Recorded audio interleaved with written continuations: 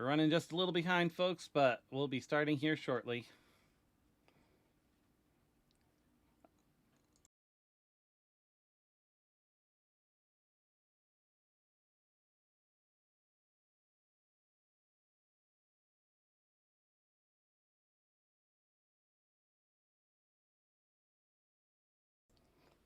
While we're getting set up here, I'll go ahead and play the videos that I did not have time to play this morning. We'll start with the Meowrathon trailer, and then I'll play the Simply Cats video.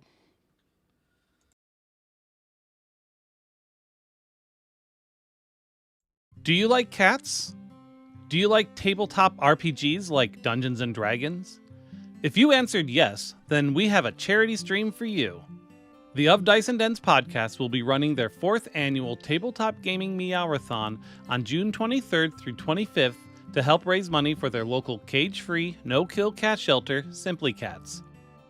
Simply Cats is a 100% donation-funded nonprofit that focuses on rescuing cats and finding them the perfect home by matching adopters to the best felinality that suits them in their home. Simply Cats also relies on volunteers, both to help in the facility and also to act as out-of-facility fosters for those not ready for adoption. Fosters are needed for many reasons. Sometimes a cat is in need of socialization. Other times they may need a safe place to have their babies. They may also be babies who no longer have a mama and need more involved care, such as bottle feeding. Whatever the reason, Simply Cats provides these fosters with everything they need to succeed, but of course, that isn't free. Conceived at the start of the pandemic, when in-person fundraising was not an option, the Meowrathon is a 3-day online stream of one-shots for various gaming systems with players from all over the globe. Over the last 3 years, the Meowrathon has raised over $5,000. In the past, we've been joined by big names, including Star Trek's Todd Stashwick and the Venture Brothers' James Urbaniak. This year, we will be joined by author, comedian, and actress Riley Silverman for her 3rd year with us, as well as Meowrathon neophyte, cosplayer, actor, and creator Jesse Jerdak. So join us on June 23rd through 25th, 8 a.m. to 11 p.m. Mountain Time, and watch us roll dice and watch donators directly influence the games. Learn more at meowrathon.com.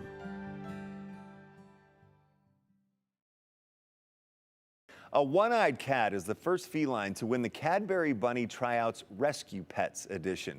Crash was hurt in a car accident in Boise that left him severely injured and with only one eye. As Crash was healing at a local shelter, Simply Cats, his quirky and outgoing personality made everyone fall in love with him, leading Crash to become their resident shelter cat. Today, we are excited that Crash and his owner, Maddie Corey, are joining us here on the News at 4. Maddie, welcome to the show. Thanks for having us. So we learned a little bit about how Crash got his name, but how badly injured was he? Oh, well, he broke his front left leg. His eye had popped out of his socket, so it was irreparable. Yeah. And he broke his jaw. And he had about 6 to 7 surgeries to repair it. Hey, buddy. And spent a lot of time in our care rehabilitating. So then how did he end up getting involved in the Cadbury contest? So I'm the outreach coordinator, and I was on Facebook one day, and someone else from Boise had entered their dog in it. Okay. And I saw the day entries were due. And I thought, Crash can win this. Yeah. Because he will pose for the camera. He's trained to high five, and he'll wear bunny ears, no problem. So he's a little distracted today because all of this is different. Of he's course. not used to the cameras like this.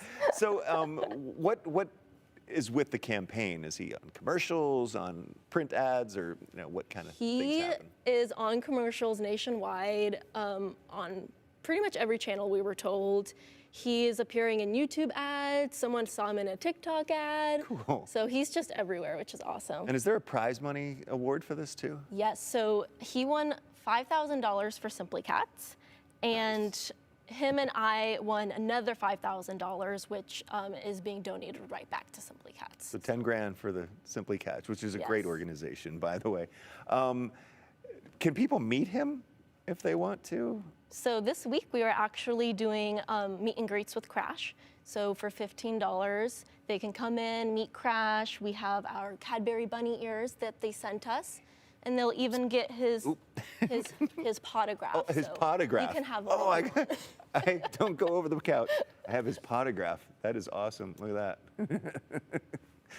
People can get one of these when they come see him, huh? Yep. And all the money goes to help the kitties. That is awesome. How many cats do you have now? Do you have any idea? Right now we have 30 on the floor, and we have about 10-ish in our foster program that are kittens, and kitten season is beginning, so we will be seeing a huge influx in kittens and pregnant mamas coming in, so that will increase very soon. Yeah, and I was going to ask you if you could try to get him to do a high five. We've seen some video of him doing it, but it's a little different here today, huh? Yeah, he's a little distracted.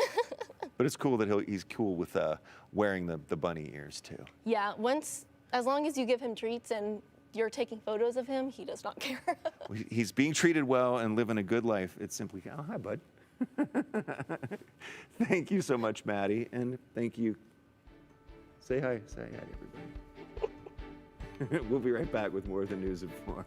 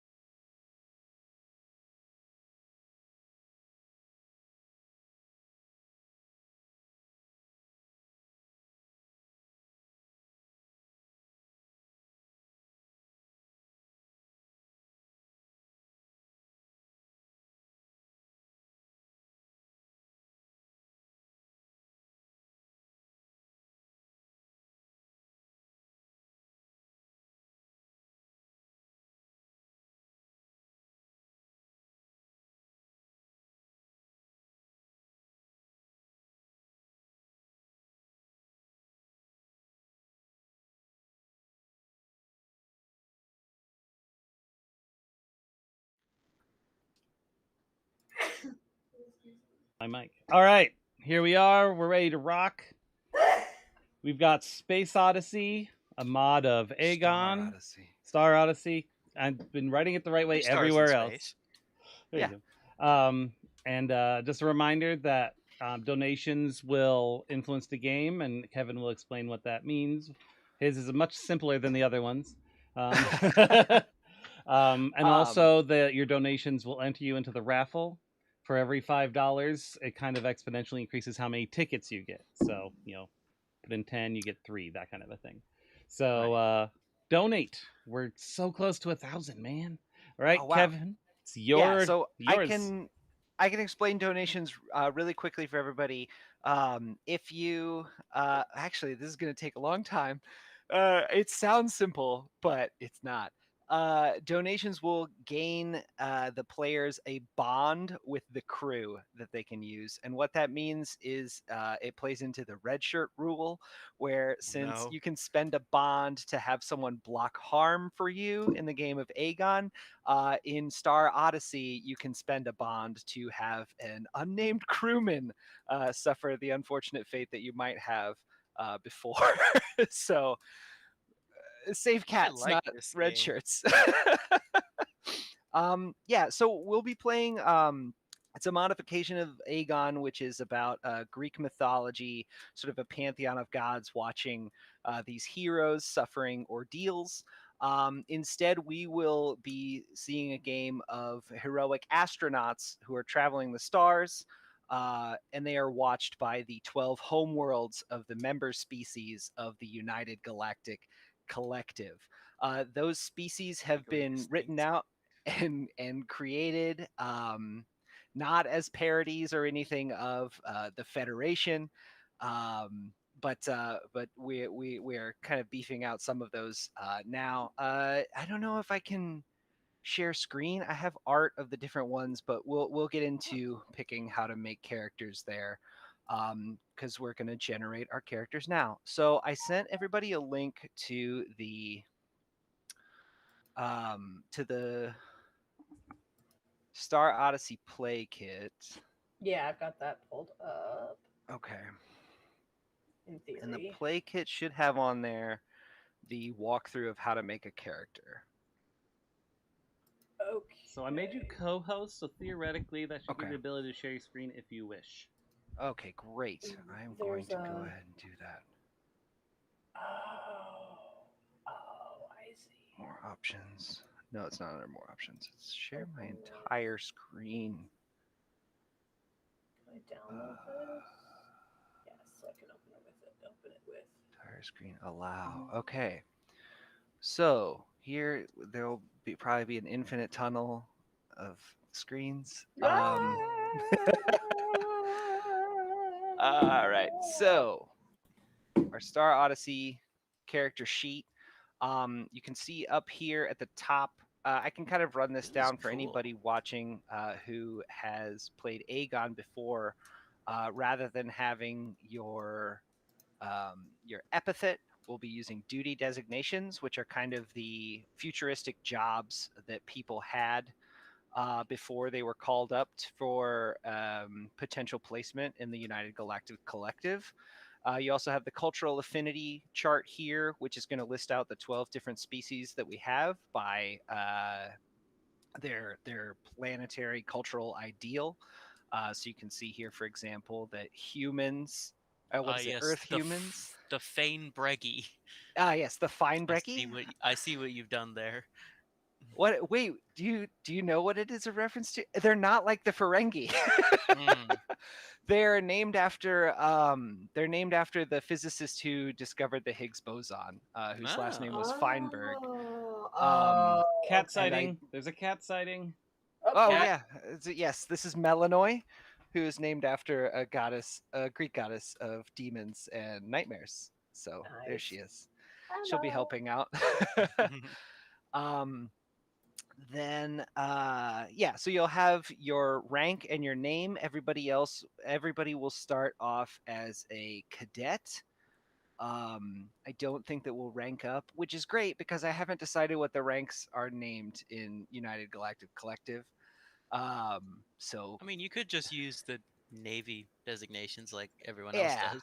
I think that's probably where I'll go with it. I think that that's kind of low overhead and whatnot. Yeah. And I don't know if I want to lean into that or just like do Greek callbacks and have it be like Praetorian and whatnot. Yeah, That's a good idea. Although they're Roman, aren't they? So Yeah, that that's would what I be, just that would said. just be very confusing. Fuck it, we're mixing cultures. Yeah, exactly. Yeah. I'm mashing it up with that style and some just Roman baggage. Sure, why not? Why not? We're just pretending to be classics majors playing space bands. Space pants. So you'll also have your jumpsuits there. All of these start at a D6, but one of them is going to be the jumpsuit that you wear on your first day. It's going to be a D8. Now these are similar to the domains in Aegon, but it's kind of the four different things that the United Galactive. Oh my God, I'm saying galactive 100 times, but they cover these four different things. There's communications, which you can see down here on the incident logs. It's like, what common ground do you find? What do you create? How do you sum up the themes? These are going to be kind of any challenge you're addressing in a way that Commander Riker would have addressed by playing a trombone. Or that Jean-Luc Picard would put on his fancy tunic and kind of discuss. That's going to be communications. Then there's security, which is any of the sort of military or tactical or defense kinds of Wharf. things. Any You can kind just of say wharf. martial, yeah, Tasha Yar or Worf situations. For the kind of questions you're answering in your incident logs will be, what tactics did you use? How was your bravery tested? How did you tear your suit? Then for science, Hey, it's that kind of game. you're going to be what questions did your questions uncover? What data finally finished the puzzle? And what did your scanners indicate? So these are going to be kind of like high level, if you're figuring out the science behind some kind of anomaly or a mystery, that's science. And then engineering is going to be what was broken that you fixed. How did you make the most of your technology, or what happened when you reversed the polarity? Nice. These are going to be It a lot of spun your backwards. yeah, a lot of your spaceship tasks. And then you'll pick one of the 12 species to be, or you can bring in a new species. That's fine. If you want to be a Vulcan, they're around too. Why not? But we'll kind of I'll leave it pretty soft touch. I one of the things that I really loved about Aegon um, and also Blades in the Dark is that you kind of discover through play a lot of things about the world that you're creating together. And that's really one of the things we're going for with the species as they're defined, is that we have kind of a very vague idea of the history of the species. But then, as far as like the cultural practices that they use and things like that, you can make them up each campaign or each mission, even and kind of have that be revealed, much in the way that Star Trek does a lot of their world building, where it's like in situ, like we need Vulcans to be really good at eating bugs or whatever. Uh, so if We there's a need bug Riker to eating eat something challenge. unpleasant. Right, and it's just kind of like it's such a big world, and there's so many different cultures, and like on a galactic scale. So anything you want to bring in as far as something you want to declare about the species that you are either a part of or have an affinity with is pretty much fair game. I'm not even going to complain too much if it like contradicts the canon I have in my head or in the playtest outline document. So other things, let's see here. All right. So, as a player, your goals are to create an adventurous astronaut who solves problems in creative ways, to voyage among the stars to places that push you and your ideals to the limit, that you may prove yourself worthy of membership in the UGC. You compete with other astronauts to prove your merit, and you embody the ideals of the UGC member cultures to earn a sponsorship from one of the home worlds, which is kind of the overarching end of the game. Is you will, based on your personal ideals, which you'll record at the bottom of the first sheet, wind up with a different ending and a different scale of like what your eventual career in the UGC winds up being as an epilogue. So the first thing to do is to think about your character in space and figure out 2 duty designations. There's a bunch of examples below, which is this section here, to kind of give you an idea of like a single job that's not so vague that it applies to every situation, but not so specific that it'll never come up. Mhm. Space lawyer. I know, Yeah. I love that one. Yeah, It's very specific because it can't just be lawyer. This is space maritime law. Yeah, Mhm. exactly. If you have a civil trial, I can't help you. Right, yeah, I don't do space torts. Mhm. Right. Or I only do space torts. Anyway, Hey, who but knows? you'll choose 2 of these designations because they're a little bit harder to work in than epithets. But everybody at least starts out with kind of a varied background of things that they've studied and things that they've done professionally. Okay. Okay. Well, because if we're going to be a crew, Mm-hmm. we need. Because I'm kind of thinking I can either go like the biologist research kind of way, or Mm-hmm. I mean that actually kind of sounds fun, unless that conflicts. I'm just trying to figure out how to edit the PDF. I know I Oh. can't, so I just pulled up a notepad. Oh no. Oh, okay, that works too. Yeah. I'm Yeah, just I don't gonna have this form go ahead fillable. That's and- yep, that's a good note. That would be convenient. Yeah. And very much appreciated. Yeah. Actually, if you could like send that to me when you make it work. Yeah. I Okay. picked research and biologist. Okay, cool. So a research biologist. I'm looking at mechanic mostly, although Okay. that is me falling back on what I know. Mm-hmm. And Well, somebody's got to keep the thing going. exactly, someone's. It may be held together with zip ties and duct tape, but it'll move. Mm-hmm. And hmm, maybe a pinch of soldier just for Okay. fun. Ooh, I like it. Mechanic and soldier. All right. I Mhm. love it. Okay. So then you'll There's a lot of record overlap. your background. So the mechanically important part of your background is like what kind of family you came from on your home world. You're either going to be a proletarian background or an elite upbringing.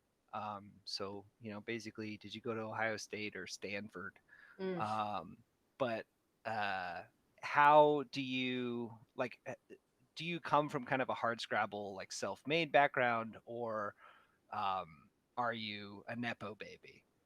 Because nepo babies get a D12 bond with their home world, but everybody else gets an extra bond with the crew Mm.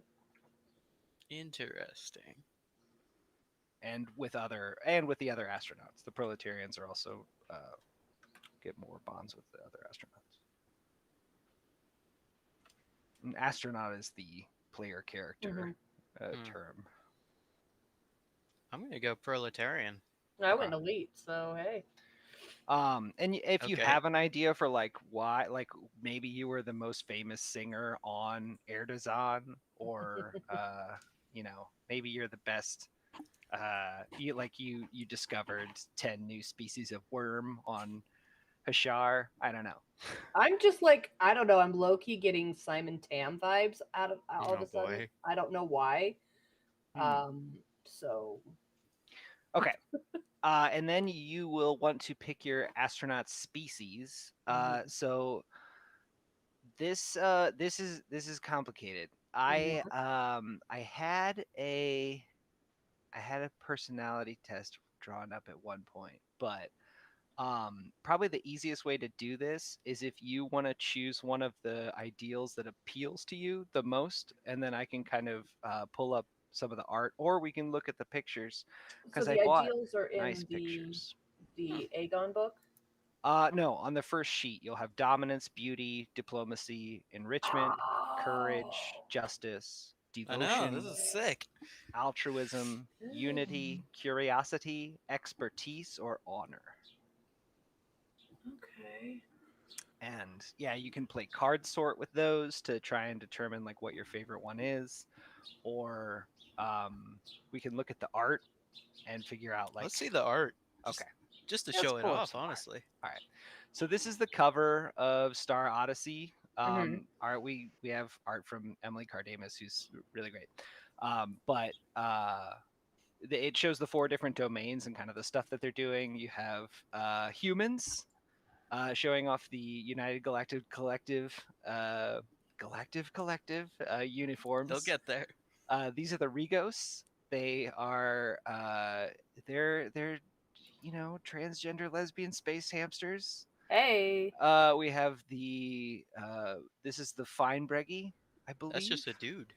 Yeah, they have their culture is based around justice, and they have sort of a crypto mathematic religion about Oh no. Crypto the bros. algorithm. Yeah, exactly. They're kind of like a crypto bro Damn it. species, but their appearance is one very much of average humanity, or intelligent species. This is the Krellick, I believe. You know what? I should have these labeled because it's going You to be really really should. embarrassing if I miss them up. And we wrote a lot of this a while back. These are the Hishari. They are a sort of ethereal and shifting shape species. This is, oh my god, I'm blanking on it. This is the, what am I talking about here?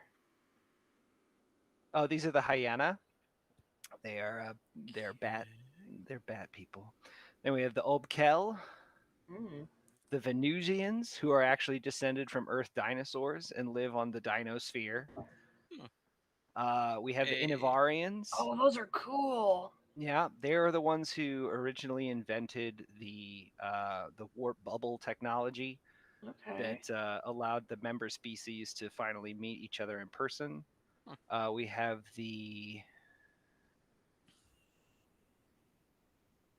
this one is the, oh my god, these are the There's only Krellick. like 4 or 5 left. Yeah, sorry, the first one was the Crete. Mm. These are the Krellick. Where'd they go? Oh, I'm so sorry. This is the Krellick.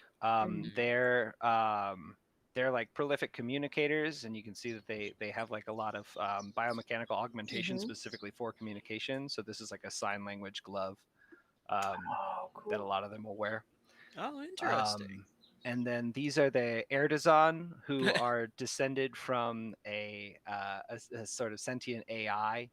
And then they have kind of like a mysterious creator that they believe in that they don't have a lot of information about, but have kind of set off on their own. So that's kind of what they look like, if that gives you a good idea of. So yeah, that's 1, 2, 3, 4, 5, 6, 7, 8, 9, 10, 11, 12. Yeah, that's all of them. Fantastic. They're all equally good at all of the things. There's not like an advantage to being any one of these, other than the one that you choose. You'll have 2 marks of cultural affinity with that species, and then you can distribute 3 more cultural affinity among the other homeworlds. That accounts for characters like the Thermian, who knows the Mokhtar strength chant, would have affinity with. Oh gosh, I can't remember Alan Rickman's character's species in that very good movie. Listen, it's been so long since I've seen Galaxy Quest, so you're Yeah. already ahead of where I am. I've watched it a lot, and does his spirit species have a name? I'm not sure. It Hang must on. do, right? It's got to. Hang on. Rickmanian. I'm just Googling it with an audience. He is Mokhtar. Oh, he is the Okay, Mokhtar. Yeah. All right, great. Yeah, Yeah, I didn't realize they were okay. exactly. My favorite. What is my? I'm going I need to human watch because I this wanted to go again. the This is sick. curiosity route. My favorite accessory is. Oh yeah, there will be different kind of questions for your look on your species that we wrote for each one. Interesting.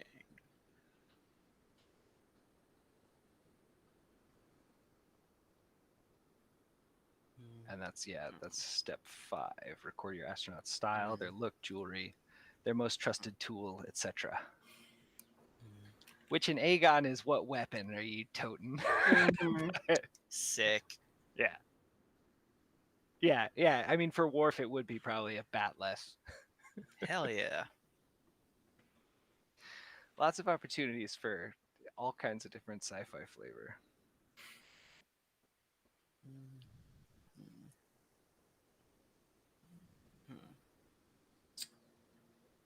Okay, and then record 3 more marks. So cultural affinity. I'm looking at the Feinbreggy actually. Okay. So I think that I'm not sure that I included it in the playtest materials, but I have, the copy of the outline for Star Odyssey. So this is like a very working document. But I can go into the Feinbreggy. They're an ancient race that has created an impressive but Byzantine system to quantitatively measure judiciary decisions. The system, which they call the equation, strives to determine the most just outcome for any situation. A learning algorithm, the Feinbreggy obsessively apply it to anything resembling a trial that they encounter. In total, it has been applied to and learned from over 47 trillion trials across the galaxy. Feinbreggy society can roughly be divided into 3 groups: the justiciaries, those who supervise the algorithms used in the application of justice, both on Tachyon and in other societies that they operate with, the caretakers who manage the most non-equation affairs on Tachyon, and pioneers who travel the galaxy in search of new and unique situations to apply the equation to, so it can learn and become more accurate. A just society, there are no artificial barriers to entry for any of these groups, and Feinberger are free to choose and change their vocation. So usually those who would participate in the trial to become the UGC would be a part of that, the pioneers. Typical travel to space. Yeah. You can see So, our, so Bond is inspo pick for our artist. so Bond is different than cultural affinity, right? Yeah, so cultural affinity, you'll call That on sold it for me right there. you will call on your cultural affinity during challenges if you are applying that ideal or some cultural element of your relationship to that species or homeworld. Okay. The bond that you have with your crew member can be Mhm. used for a few different things. Because I have a D12 bond with my homeworld as an elite, but do I like Yes. roll that, or does that just Yeah. So okay. you can spend that bond during an incident to get actual direct intervention because of your position as an important person from that planet. Okay. Got it. Okay. Mhm.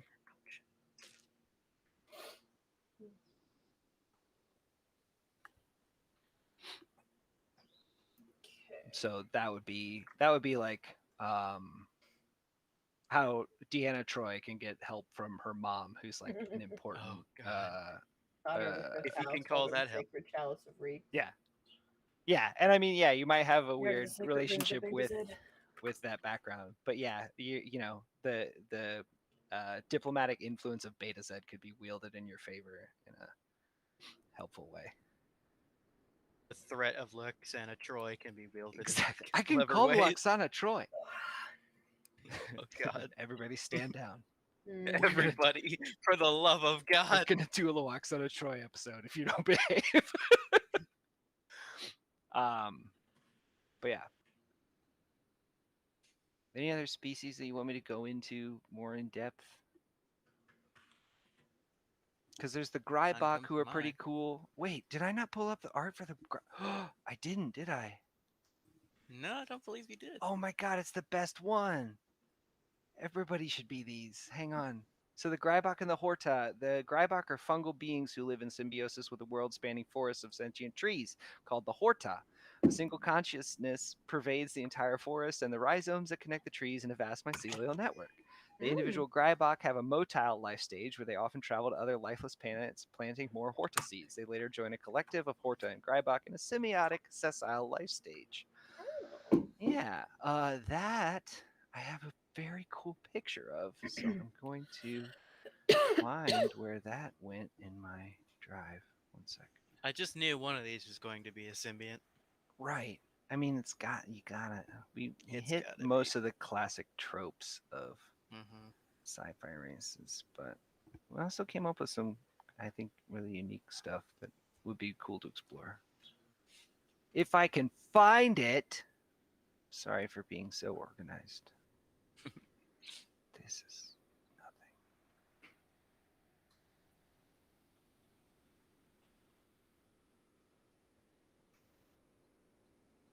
Ooh, that's a thought. Unrelated to this, I mean, next year I'll probably be finished with. I've been working on a project, and this is reminding me of it. So, how much do you know about There we go. professional wrestling? Oh, Whoa. a little bit. There we go. There's the Grybach. You could be one of these Come back guys. to that later. Okay. Oh, sick, nice. Yeah. You put a shirt on a tree. Yeah. Basically, yeah. This is oh, what is the name of this mushroom? I think it's a. Oh. I don't remember. But Yeah, we the sandals are very good. yeah we let loose Emily Cardamus on this with just the instructions of like its limbs are roots and rocks and its head is the flowering body of whatever mushroom you want. Sick.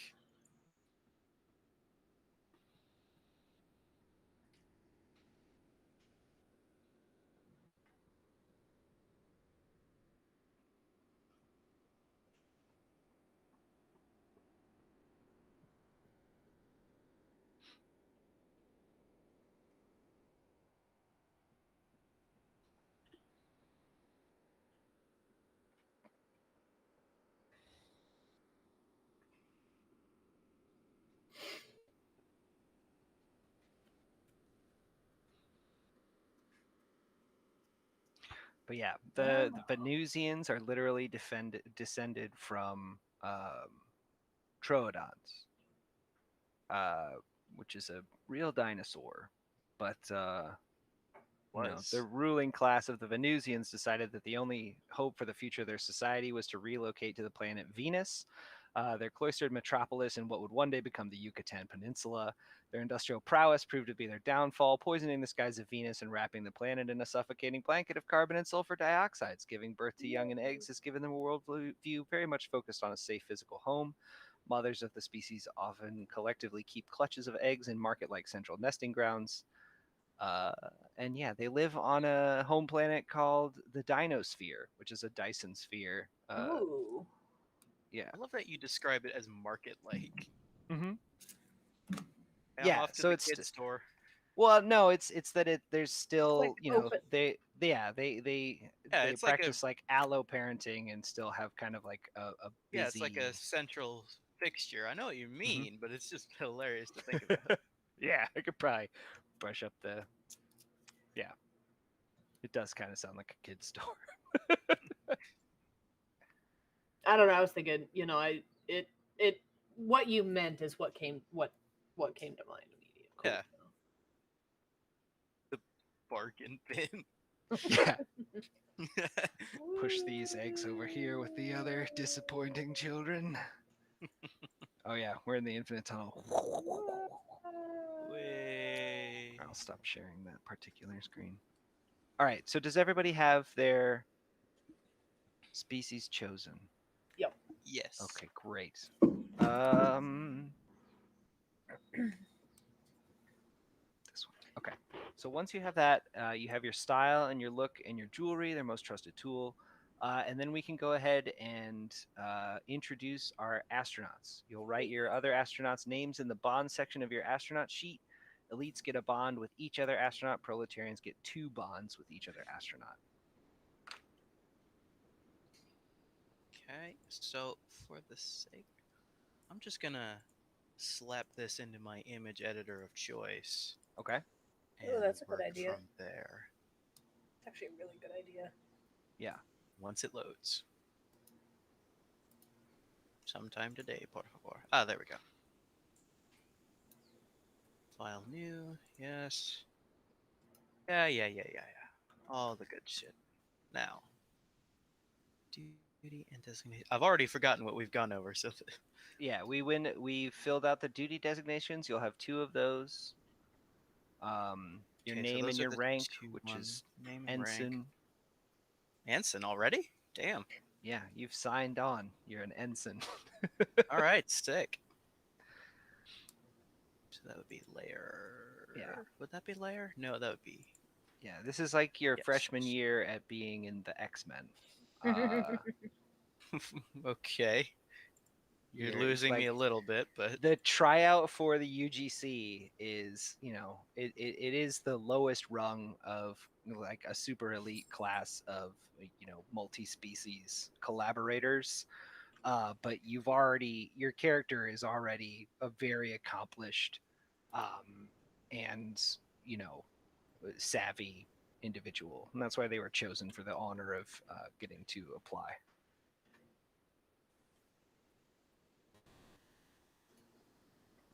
Well, last time I was typing text in my paint shop, I was using a font called A Yummy Apology. excuse me? That was the name of the font, A Yummy Apology. I don't know. Is it any good? It's It's yummy. It's like curly cues. It's like Ah, fancy looking. Yeah. okay. My old computer I had back when I was in like high school had like so many forking fonts. It was ridiculous. Oh yeah, we are gonna change that from rainbow. I can't. Are there see any like nomenclature rules for each? There species, aren't or is it just rules. roll with We it? did come up with like specific linguistic features that are typical of the rules based off of like some of it is based off of like the mouth parts that we were imagining them Mhm. being able to use. So the fine breggy, what were the guidelines we had? So it would be, it's a very consistent language, and syllabic structure is always a consonant followed by a vowel or a diphthong with case markers at the end of the word. Names are always anapestic, which Josh wrote. I don't know what that word means, but they end with an N. Okay. Interesting. 2 unaccented syllables followed by an accented syllable. Mm-hmm. Underfoot, overcoat. Okay. Yeah. Yeah, I can work with that. Right. Genuman, Faparoin, Wazozan are the 3 examples that we've written. Jeremy. Jeremy. And Squeaky, what Yes. what species did you choose? Human. Human. Okay. I didn't write human naming guidelines. Did I? What did I put? I don't think I did. Earth names of all shapes and sizes. Mm-hmm. Jonathan Numberman. Let's go. Right. So yeah, one thing to get into then, the history of Earth is sort of in the early 21st century. Humanity is on the brink of global disaster, so real escapism stuff. But the need to produce more and more energy for their standard of living nearly upset the delicate balance that Earth had for millions of years, staving off the worst of anthropogenic climate disaster through desperate and sometimes disastrous geoengineering. They found miraculous salvation in Earth humans' discovery of subatomic magnetism. Suddenly, heat energy could be pulled directly out of the atmosphere and manifested into stable waves of matter. Matter, in turn, became readily unspooled into practically limitless energy. With humankind's new understanding of the medium in which gravitational waves propagate, scarcity vanished, poverty was eradicated, and a new egalitarian world government was able to unite the world through sheer force of generosity and abundance. Hmm. Okay. Cultural. Oh, I already did that. So you get 2 dots to your home world, and then 3 to elsewhere. Mm-hmm. Yeah, and it could be up to 2 in any one homeworld. Oh, okay. And so, yeah, if you were raised off world or something, you might have just as many dots of humanity as you do of like maybe living on a Regos colony or something.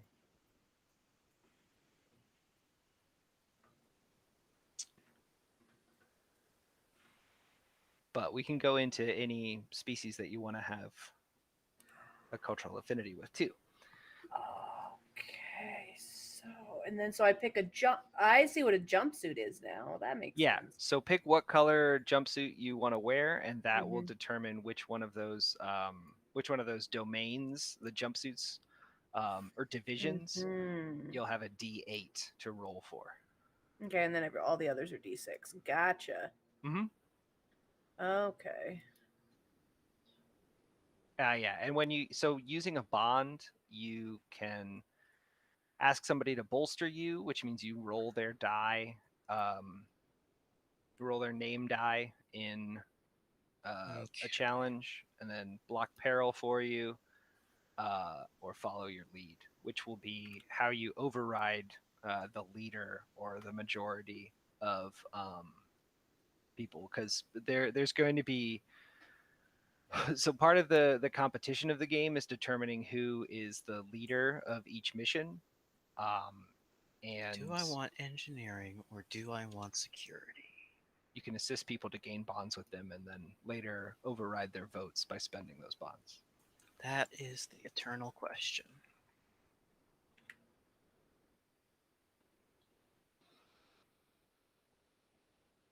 Okay.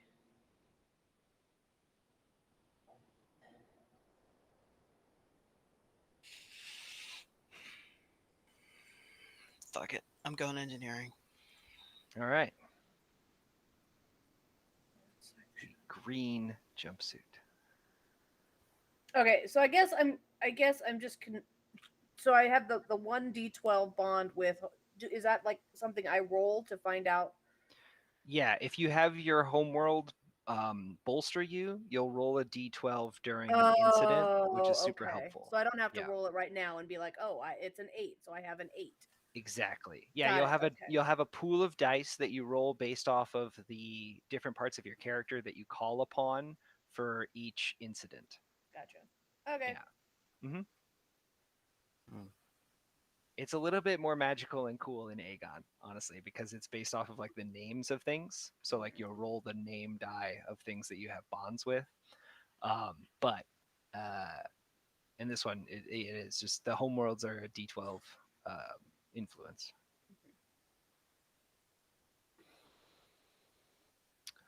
Okay, so yeah, I've got this pulled up, and then yeah, once we have style, look, etc., we can go ahead and introduce our characters, and then we'll get right into the leadership incident at the beginning of the voyage before we do the first mission.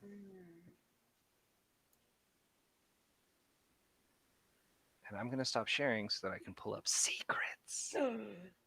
Gasp. Right? Feel free to Okay. gasp at any time. Did that. Delight or fear. That. Okay, that.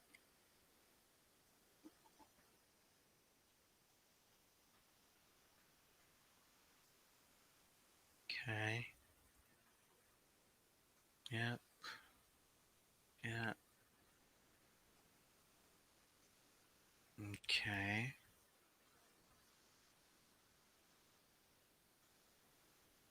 Oh, okay.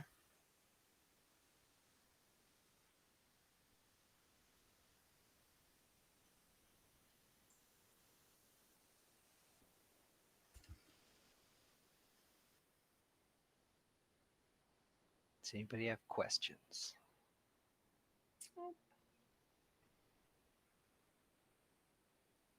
All right, then we can get into it. Go ahead.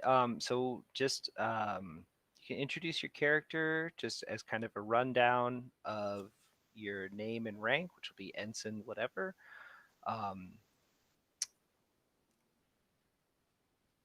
And then let us know what jumpsuit you're wearing, and what species you are, and then kind of your look so that we can picture you a bit in our heads. Okay. Okay.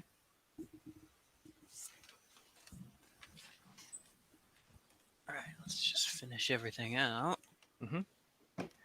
And there's a good the leadership incident that we'll do will be a good way to kind of review all of this and put it all into practice to kind of to give you a good idea of what all this stuff means.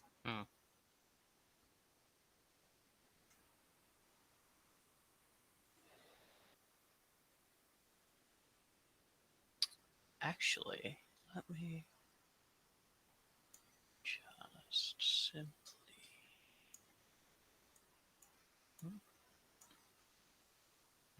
Hmm.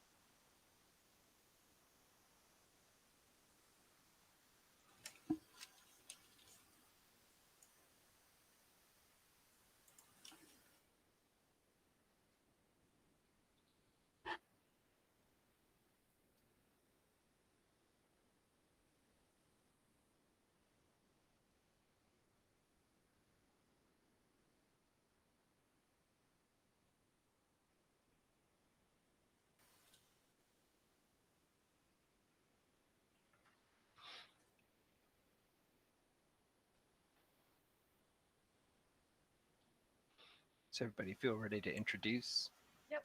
characters. Okay, cool. So we cut to the crew, the two astronauts who lead this expedition of candidates for membership in the United Galactic I'm going to say it 1,000 times, Galactic Collective. And the ship's computer comes online and says, "Greetings, astronaut, and welcome to your trial for placement in the United Galactic Collective.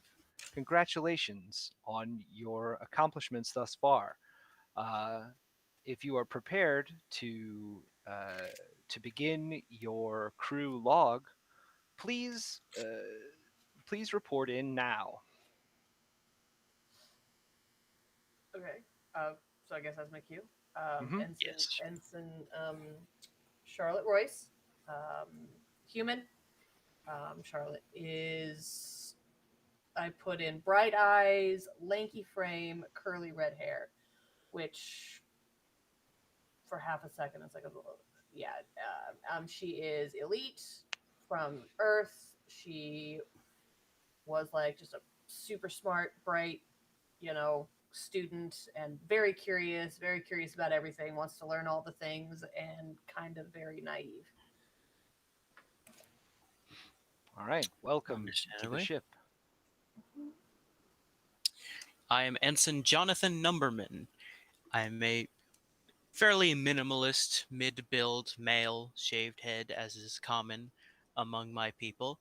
Although, having served on Earth, I am a little bit of a rebel who wears one sleeve 1 centimeter higher. Oh, incredible. Welcome to the crew. For your first task, we will determine the leader of our first mission. In order to complete this task, you will create an incident log and answer the question, what is a leader? Okay, so the way that we're going to do this is me in my normal voice. I'm no longer ship's computer charactering. Uh, um, we're going to do an incident. So the way that incidents go is outlined on that play kit that I sent you on the second or third page. If I find it here, where to go? All right.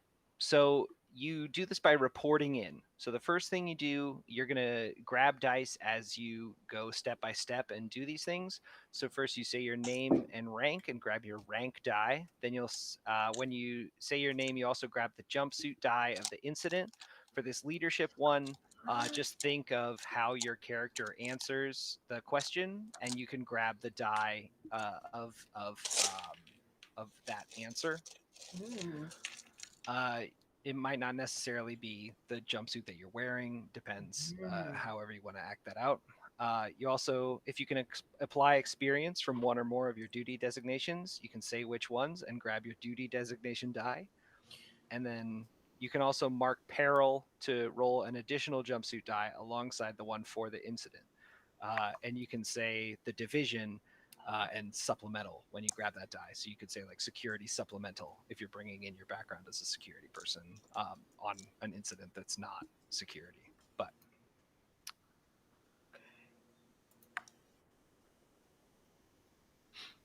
and then we can get it'd be weird to use your cultural affinity on this, but you can say with the and then ideal of the and then the species, and untick one of your cultural affinities, and then you would add a d4. Oh, so those are, you spend those. Mm-hmm. Yeah, okay. Yes, yeah, your cultural affinities are spent just like your bonds. Got it. They're a finite resource.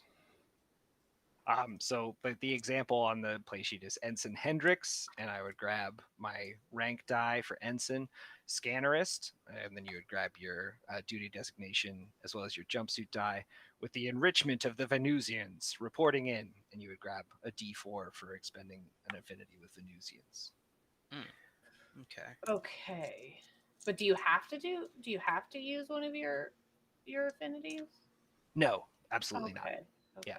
It's totally optional. And it's based off of also if you can think of a way. So then once we find out who is best and who suffers in the contest, you'll narrate how you used those things in that.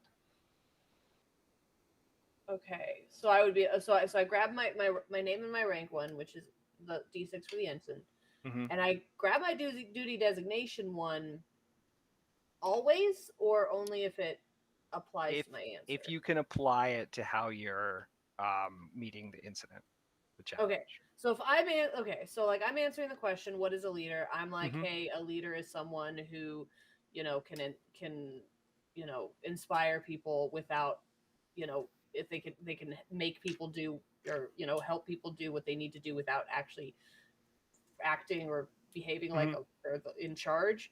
Right. That's very communication-y, Yeah. not very sciencey. So I Right. would grab the communications jumpsuit, and then Mhm. the research and biology duty designation doesn't really apply to that answer.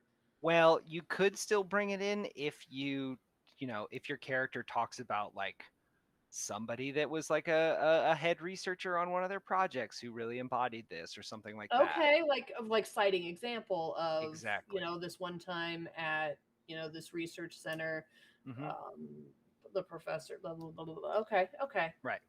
And you can make them up and write them down and name check them later. Basically, just like create whatever you want willy nilly to sort of Okay. support how this worked. And then for example, if I had, say, Unity, which I didn't check off Hmm. Unity as an affinity, but then I Hmm. could be like, I'm using that as well Right. Yep. because that Unity kind of applies to my answer. Sure. Okay. Yeah. And if you had cultural affinity with like the Venusians or whatever, like a leader is somebody who makes the most money for everybody, or like Gotcha. the Obkel might give an answer like the a leader is the person who's best at whatever is happening. Okay. Like they're Got the it. dominant. Or a leader is someone who tells everybody what to shut up and listen to them. Right. Yeah, who can command the room with their expertise, Okay. or the Regos are expertise. It's just whoever's best at doing the thing should be the leader, stuff like that. Okay. Gotcha. And you said if you do spend a cultural affinity, it's an additional D4. Yes. Okay. So normally you take the two highest rolls and add those dice together and compare them to the difficulty of the challenge. Okay, so if I'm rolling 3 dice Mhm. and I get a 1, a 5, and a 2, I add the 5 and the 2 together. Yep. And it's a 7. Okay. And Which is higher than the difficulty of this challenge is going to be like a 2. So it's right, only but worth we're 2 actually in pips. competition with each other, not so Right. much in competition with you as the storyteller. Exactly. In this case, right. Interesting. Yep. I And like that. even when your character suffers, you will tell me how they suffer. Oh boy, will we? Yeah, like the stakes are laid out before each incident, but then as far as like what actually happens, it's mostly up to y'all. Mm-hmm. Well, I guess I just did all my stuff. So Yeah. Yep. And we can we'll have a few opportunities to do it more formally, but yeah. Mhm. All right, hang on. I learned by doing, so Mhm. that's Yeah. yeah. Participation, ship's computer, rolls for yep. Da, da, da, da, da, da, da, da, da, da. Okay, so name and rank, jumpsuit. When it says jumpsuit die of the incident, Mm-hmm. Normally, the incident will have a specific division that it falls into. So, We're like, on a science mission. We're on a right, mission to repair a. I thought of the Klingon word for space station before I thought of the English word for space station. yeah, oh, you'll get we're there. out to go repair the Tengchak. Like, right, no, that's. yeah. So, like, going at like if you're trying to make desperate repairs to a Tengchak, that would be an engineering jumpsuit challenge. But if your contribution to the challenge is like fighting off the you know Romulan warbirds that are coming in, you might say like this is a security supplemental, and then you would roll your Okay. security die with it too. Oh, cool. So you'd roll that alongside the jumpsuit die of the incident. Yeah, exactly. just That give that him does more that dice for costs being cooler. peril or that costs peril or Okay. service though to bring in Oh, other okay. dice. All right. So rank jumpsuit die of the incident, which is It's whatever your answer is like. So basically, you can, like just be your character and kind of come up with how they would respond to it. If they respond to it by focusing on engineering, like some kind of engineering idea of a leader, then you would use the engineering one.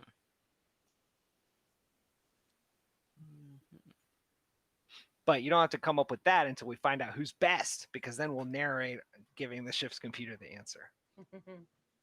oh, fantastic. Okay. So how do I want to do this? Yeah. So basically, you're creating like the header of your incident log, which is like just name, something, designation, blah, and then we'll roll, and then we'll see who's best and All who right, so I'm suffers. gonna Probably go no one. ahead. I don't think it's possible to suffer on a challenge that only has difficulty of 2. Let's find out. Okay. So it's your 2 highest die added together. Fantastic. All right.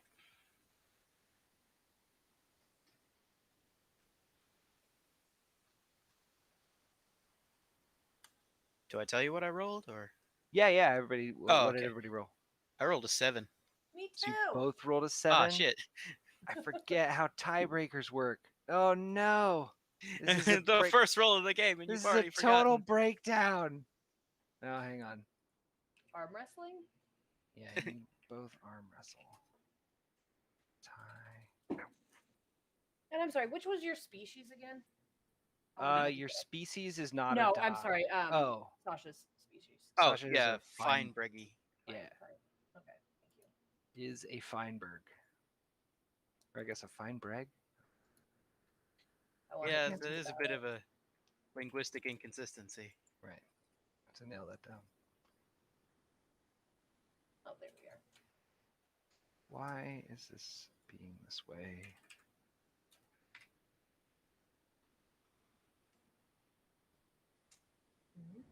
Oh, to break a die, each hero rolls their name die until a clear winner is established.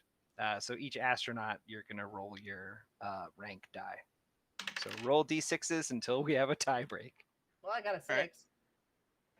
All right. All right. Let's see. You. Also a 6. All right, here we go. Roll again. Roll again. 2. 4. Woo! 4. Okay. Way. So you're both successful. And Sasha, you are best. And we go from lowest to highest, narrating how you gave the answer to the ship's computer. So we'll start now. So when you say Squeaky. lowest to highest, we both give I give my answer as Yeah. well? Okay. Yep. Yeah. Yep. So well, a leader is someone who well, they can inspire others and get them to cooperate and work together, but like without actually feeling like a leader. Like they do such a good job of leading the group that they don't actually seem like they're in charge. All right. And then, Sasha, you are best. What is a leader? A leader is someone whose presence and guidance causes a group to act as efficiently as possible. All right. Yeah, it's Someone definitely whose better. mere presence inspires Excellent. greatness. Excellent. For this mission, sorry, Sasha, what was your character's name? Oh, Jonathan Numberman. Oh, yes. For this mission, Ensign Numberman, you will have the command. Please Way. stand by for mission communique. So before the mission, you'll get communiques from the homeworlds about the distress signal that you are heading toward. So the mission that you're being sent to investigate is a rash of young UGC candidates and crews not reporting back for duty after taking shore leave on a paradise planet. run by the Erdozan. The homeworld communiques. One is from the Obu. It says UGC materiel and personnel are being stolen. Put an end to the malfeasance. From Philumen, which is the homeworld of. Oh wow, I should really know this, but Philumen is the homeworld of. You're really putting together a reigning endorsement for DM screens. Right. Oh my gosh. The Krellic. So the Krellic, whose ideal is honor. Their communication is contact with indigenous life forms must be handled with the utmost care. The Paradise Planet Resort is unseemly. And then from Pagao, which is the homeland of the Regos, it says energy readings indicate exotic signatures that could be generated by a phenomenon worth studying for years, or perhaps the outcome of truly specialized equipment. So those are the sort of three things that the homeworlds are looking for you to investigate. And if you can figure out how to please those different agendas, you'll get different amounts of reputation with the homeworlds at the end of the thing. Because you can make the homeworlds mad, like if if it turns out that so the Obu are really upset about the material and personnel being stolen, and so say there's a situation where you're just like, actually the material and personnel are not that big of a deal. The planet Obu is not going to like that. So that's kind of the stakes. But you decide how to interpret and follow those orders as the leader. Just something to keep in mind. Interesting. All right. So you've been invited to the planet by Aloxon the Younger, who is an Erdozan steward of a new resort on Paradise Planet. They are eager to discuss the grounds, their aeroponic gardens, the luxury cabins, and so on. But you're talking to Aloxon, and as Aloxon is giving you a tour, you notice that they get a little bit cagey around some of the locations and some of the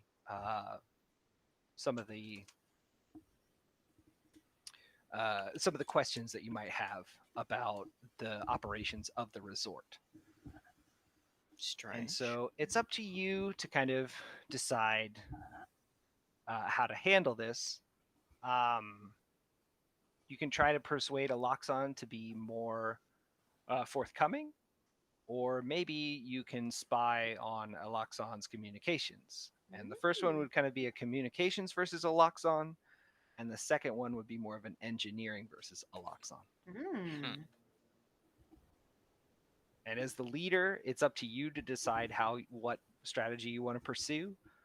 Squeaky, you could spend a bond with Numberman to overrule that decision if you want to decide. Gotcha. So the first you might thing I'm just agree. thinking of. Yeah. Yeah, the first thing I'm thinking of is that I've already forgotten who the communique was from, but Okay.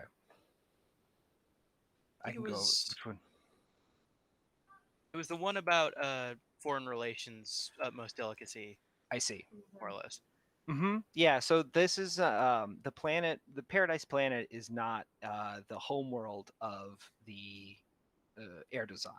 The Erdozan are a built species, who have set up this colony here, and so the Krellic, who are very much interested in communication and diplomacy, would want any interaction with the local wildlife and cultures to be extremely discreet. Right. So as convenient as it would be for me with an engineering jumpsuit to just, I don't know, tap the phone lines Mhm. or what have you, Mm-hmm. that might be actually no. I'm pretty sure that will be a direct faux pas in Yeah. this scenario. Agreed. Perhaps. So communications seems the best option. Okay. Mhm. All right. So then we are going to do a communications log. Subject: Aloxon the Younger. Aloxon is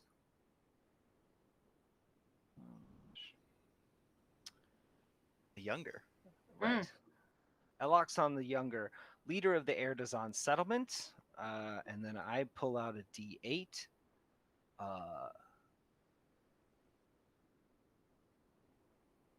Who is a proud dreamer. Mm. Damn. That's a Um, combination. Mm-hmm. And then I have, a secret D8. All right, so 3D8 and a D6.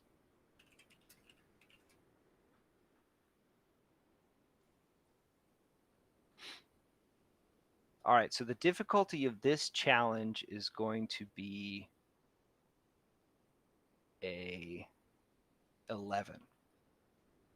Okay. So who is reporting in for the incident? So Do we get to decide that?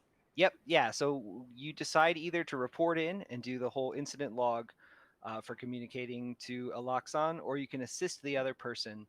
You'll gain a bond with them, and they will okay. they will also roll your name die, or your rank die, along with all of their dice. Why? See. I'm thinking like, like I could assist by having done some research on the Yes, it would help to have this guy. foreknowledge of the locale. Yeah. Just like Okay. this guy and his history. So if you don't directly want to communicate, then you get there's like fewer pips that you get as far as the potential like experience points. Oh, okay. But you do get a bond that you could use in a later challenge. Then Okay. also, the fewer people who are directly helping, the less I think the chances are of somebody actually succeeding at getting Aloxon the Younger to kind of let on what's going on here. Okay. I see. So are like each of these groups of 5 pips, is that like each one of those a rank? No, once that's all full. So this Oh, challenge, wow. anybody who's the person who is best will get 11 pips. Oh, damn. Because of the challenge level of the incident. Okay. So that And anybody who assists, I think, automatically gets 2 pips. and then comms. Okay.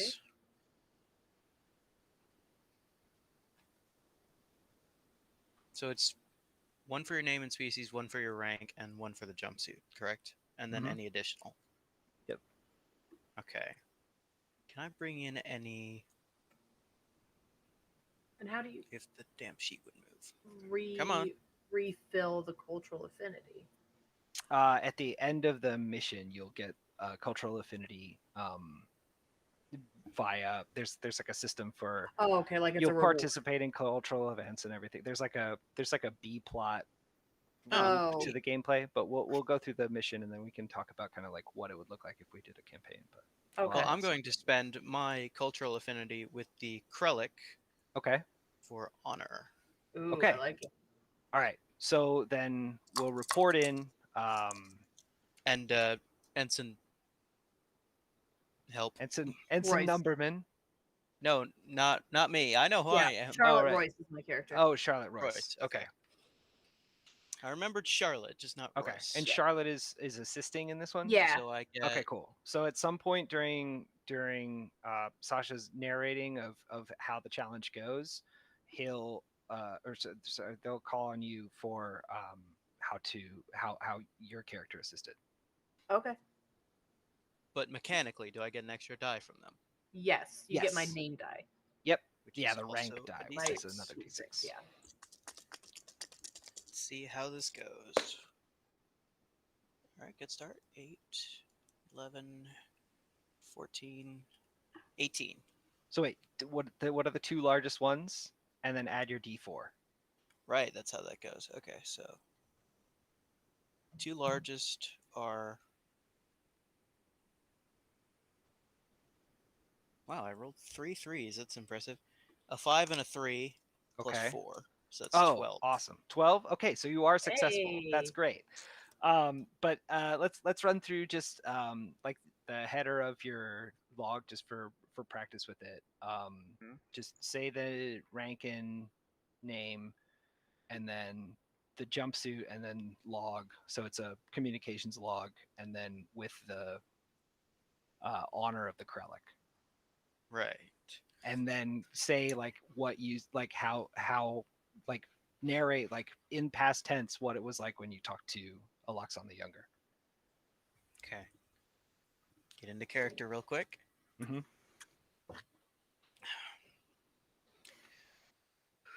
Ensign Numberman, communications log with the honor of the Krellick. Alexon the Younger seemed very defensive when questioned about certain aspects of the premises.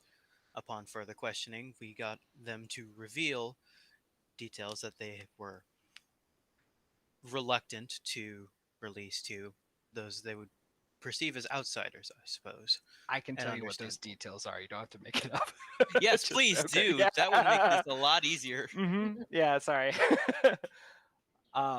But then yeah, like you're just describing like how you convince them, Yeah, and then I'll go into that. fantastic. Yeah.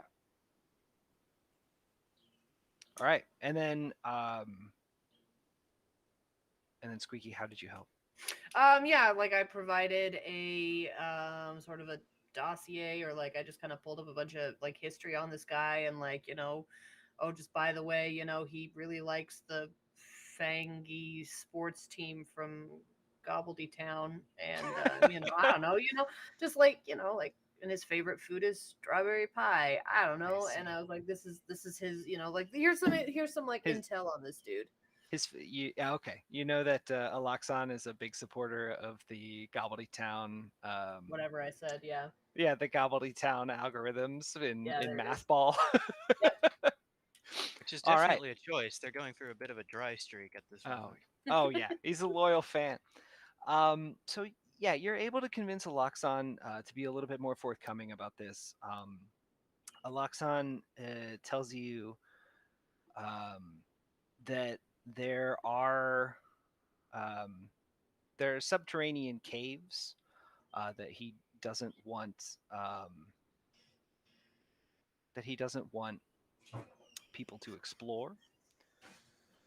Understood? Um, just that there are native species there that we're not totally sure um, have necessarily been properly vetted for safety and everything. So he Hmm. appreciates your interest in those places, but it's not some place that he recommends going. I see. Very well. I thank you for your candor. Hmm. Well, I appreciate you visiting our resort. Excellent. About which, we should probably address the reason we are here, which is the missing officers, I want to say. Ah, yes. I believe that there were some crew members from certain ships that went AWOL after enjoying many of our delightful amenities. Hmm. I'm not sure I can speak to whether or not they were, the outcomes of those, but the United Galactic collective life isn't for everyone, and if a few recruits washed out here or just want to relax, I think that's a personal choice about their futures that we have to respect. It is, I agree. However, it would be appreciated if they would communicate these desires to the collective so that we're not sitting in the dark. Oh, certainly, and I would hate for anyone to be sitting in the dark. That's what I. Makes everything a lot more inconvenient in the long run. Hmm. Mm-hmm. Indeed. Openness and communication is one of the hallmarks of a well-run paradise resort. And indeed, well run anything else. Hmm. Of course. You know where we might find these officers? I don't believe that they left a calling number or anything. Interesting. At this point in the conversation, Mm-hmm. Aloxon is kind of gesturing toward the door and thanking you for arriving. As you are exiting, there is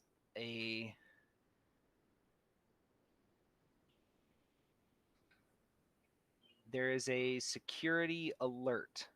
Uh-oh. There are crew members from your ship who But yeah, because presumably it isn't just us. yeah, exactly. The various red shirts from your crew. Mhm. Several of them were seen walking off premises with some of the Erdazon stewards Dun, dun, dun. toward the jungles of the um, of the planet, Mhm. and you don't have any communication from them where they were going. Mhm. They just sort of fucked off from our ship and decided to go wander off into the jungle. That's good. Exactly. Neato. Most irregular. Well, I suppose the only thing to do would be to find them and understand what their motive is. Okay. So there's a couple ways you can do that. You can either head into the jungles of Paradise Planet, or you can try to kind of like you can prevent the stewards, the staff of the resort, from allowing the other crew members um, to leave the premises in this way. Okay. Could we? You say that we don't have communication with them. Mm-hmm. Yeah, How like they didn't would leave a we note. if we did? Yeah, you could try hailing them. That's true. You could try hailing them. I think that you would find that as you hail them, they're not responding to their communications, and you're not sure that your scanners are indicating that there's some kind of interference there, Okay. that they're not receiving your communications at all. Mm. Would it be possible to track their communication devices? Yeah, so we could do engineering versus an unknown threat. Because diplomacy is one thing, but if I have to tap the communications of my own officers,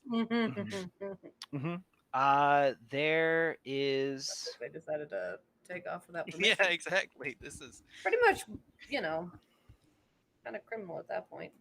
it is actually a military offense. Okay, so this is an incident log. I have a specific thing I'm supposed to say.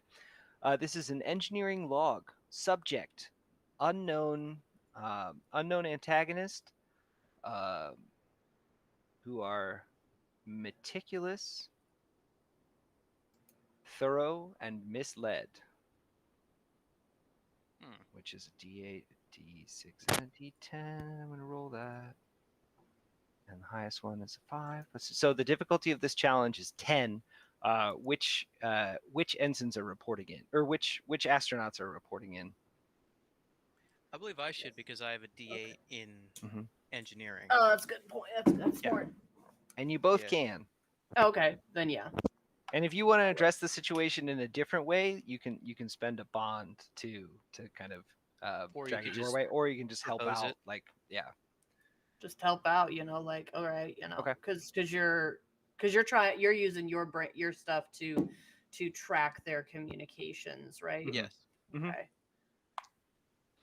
All right. So So that'll go be ahead and both of you report in. Okay. Which is, you say your name and rank, Name, and your Okay. jumpsuit rank. log, engineering log.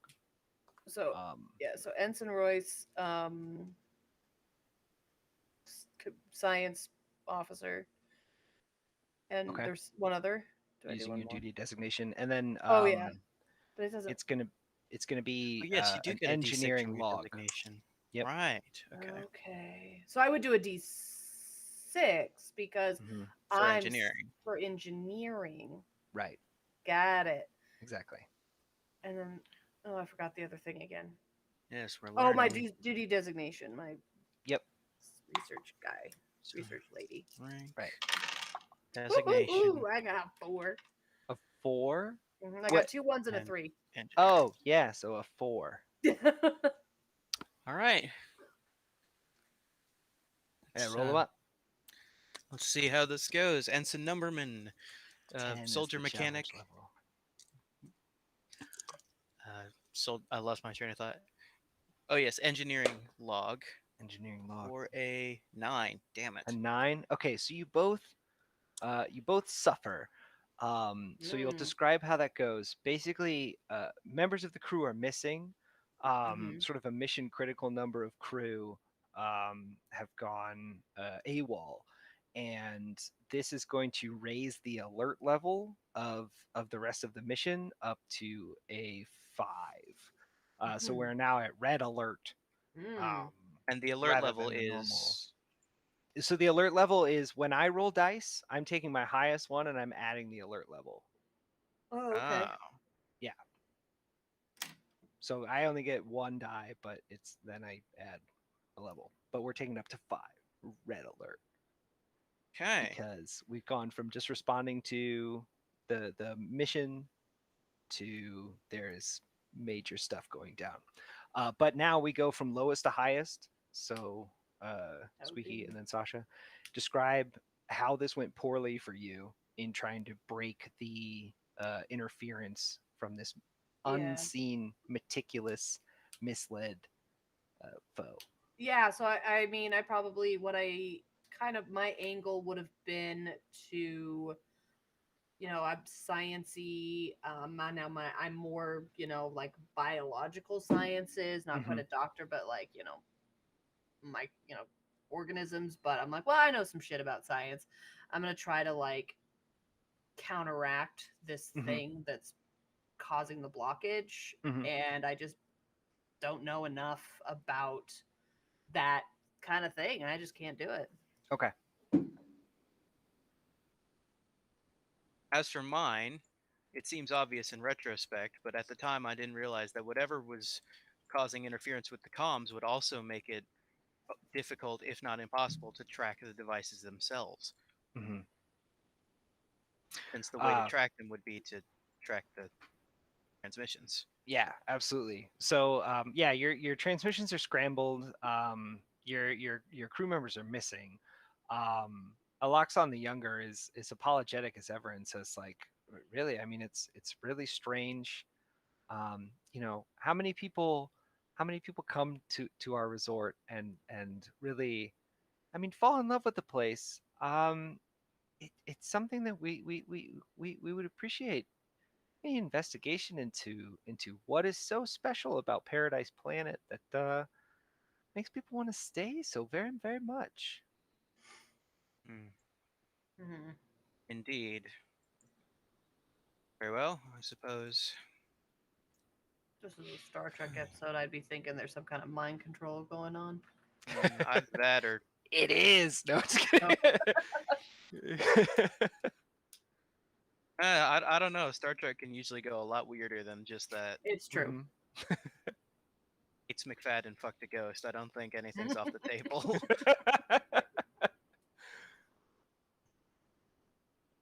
All right. You perhaps provide us with a guide to go and track down these officers. I wouldn't want to risk roaming into somewhere we weren't supposed to. Oh, absolutely. I can send one of my stewards to show you around the resort to look for clues. Sounds good. All Sounds right. safe. Yeah. One of the Air Design stewards, a tall and well put together machine containing just an absolutely genial intelligence, leads you around the resort and shows you like different rooms and just like, here are some of the rooms where your officers had or where your crewmates had reserved their time. You can see their personal effects and everything are being well taken care of until their return. We Yes, do have a indeed. policy that after 30 days, these things will be returned to the United Galactic Collective. I apologize.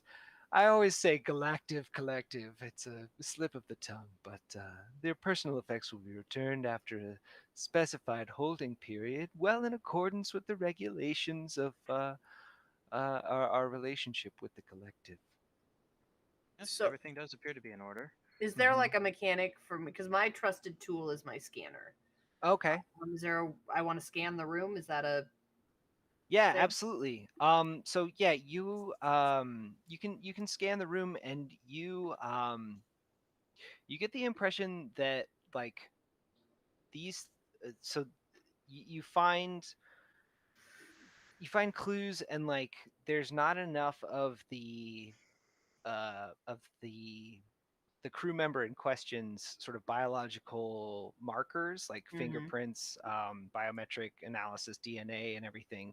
The scanner seems to be indicating that these things were not brought here by the crew member. Okay. That they seem to have been placed here by somebody else.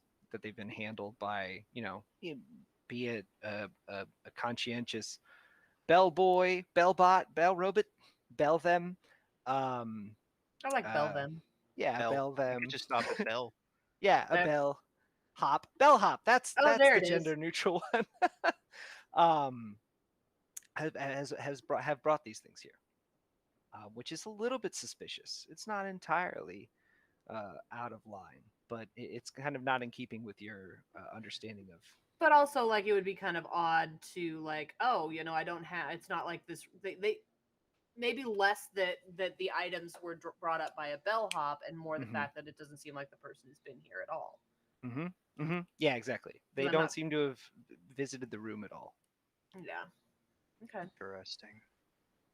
And just from the vibe you're getting, you are pretty sure that the air design who's showing you around is either way too into their job or they're bullshitting you. Mm-hmm. Well, I mean, I that information that the I was scanner going to said, say, am but I aware not. of this? Yes, Hmm. but not Yeah. in a way that the other guy can hear. I'll like show you my scanner or whatever and be like, Oh yeah. what I found. Yeah. You're like beedly beep, beedly beep, beedly beep. Look at these readings, Exactly, exactly. and it's just text that makes it clear. You have the same kind of conclusion. Most peculiar. How And we recently would you say that this particular ensign was in their room? Oh well, they arrived at the same time as you. Yes, I suppose, but we had to make sure the ship was properly secured before beaming down. Oh, yes. Well, I hope that your meeting with the head of the resort was enlightening to your investigation. It was certainly fruitful. hmm Wonderful. I'm very pleased to hear it, Hmm. says the steward. Yes, well, seems we must continue our investigation elsewhere. since they're clearly not here. Well, I do hope you're Indeed, able to find your crew. as am I. Okay. You get a message from the ship's computer. hmm It says, I don't mean to be a bother, but I believe that the ship has been infiltrated by unknown life forms. Is our I ship's computer see. named Eddie? Sure. Okay. I've read uh, Hitchhiker's Guide to the Galaxy too many times. This is Eddie. I believe that I'm being infiltrated by unknown life forms. So yeah, you can address this invasion of your ship. How do you want to? What do you want to do? Probably we should. Well, yeah, I would say ask the computer. Like, did it say unknown or unauthorized? Uh, I think those Unauthorized would be and much the same thing. yeah, the biological signatures are biological signatures are masked by an unknown source of technological obfuscation. Basically, I can't detect the creatures that are on board. I just know that the count of biomass on the ship has been altered in some unexpected way. Understood. Is the ship in danger at the moment, would you say? Oh no, they're taking pieces of me. Oh shit. That'll be a yes. All right. All I right. guess we go check out the ship. Yeah, beam up and kick some ass. Let's go. Okay. So you head back to the ship as quick as you can. Um, Mhm. let's see here. As you enter the dock, you realize Oh, so it's a terrestrial landing. yeah, there's no beaming. I'm writing a mission about like the first beaming that gets invented and just like some stuff. But yeah, I think that short range transportation is something that will unlock through play in the game. But yeah, you're able to get there. Anyway. I love your definition of short range. Right. right. From a ship to the planetary, and then just not interstellar beaming. Because yeah, there's Yes. warping, but actually sending a person through a transporter hasn't been invented. We'll get there. It's the sci-fi rules. But yeah, you head back to the dock. Either that, or we'd have to bullshit away why the transporter doesn't work. Yeah, exactly. It's There's too much interference. Yeah, I mean, well, there is communication. there is. So probably interfere with transporters too. Yeah. Well, it's one Probably wouldn't advantage. noticed that when we got here. It's one advantage that RPGs have over television is that you can just kind of hand wave like all the logistics without really needing to worry about it. It's like, oh, why didn't they talk about how they got back to the ship? It's like wasn't super Plot. exciting. But you get back to the ship, Right. and you find that that some of the key components, like some of the data terminals in one of the engine rooms have been tampered with, and some of the technology has been stolen. Let's see. This has escalated, I believe, from a diplomatic mission. And I think we are well within our rights to be a little more aggressive in our questioning, I would say. I would think so. They stole our stuff. More to the point, someone has. Someone took our stuff. Yes. Okay. So do you want to try and find the interlopers who've burgled the ship, or do you want to talk to Alaxon again? There's a few different ways to go about this. Yes, there are. Can we do a scan of the ship? Just see what all we can work with. Yeah, you do a scan of the ship. The ship says the ship's computers say scanners indicate that life forms are still on board. Oh. I'm unable to find a visual on any of the cabin cameras, but there is some kind of alien organism that continues to infiltrate and be a presence upon the ship. Can we initiate a lockdown? Yes, I was going to say, Eddie, can you seal the ship? Sealing the ship now. Okay, so now you are in the ship with something. And then what's your plan for kind of addressing the presence of this something? Do you want to kind of ouster them or arrest them? My idea is sort of contain them, but I'm open to options. I like containment is a good idea. Okay, so you want to like lock down your ship in such a way that they can't get out of there? Right. Well, first off, we definitely don't want them escaping the ship into the planet. But exactly, also, because then we'd have to put more effort into repairing the ship. Yeah. But more to the point, if we can contain them, then we have evidence somewhat that there's something. I don't want to say untoward, but that there's something off. And I presume we have a brig aboard. Presumably. Yeah. It's kind of so you want to do you want to find and arrest and put these in the brig, or do you just want to lock down the whole ship and be like, we don't have a ship until we figure all this out? No, I think we should find I think them. one of Yeah, I we think should- one of them we is should more find of a security thing, and one of them is more like an engineering thing to like lock down your whole ship.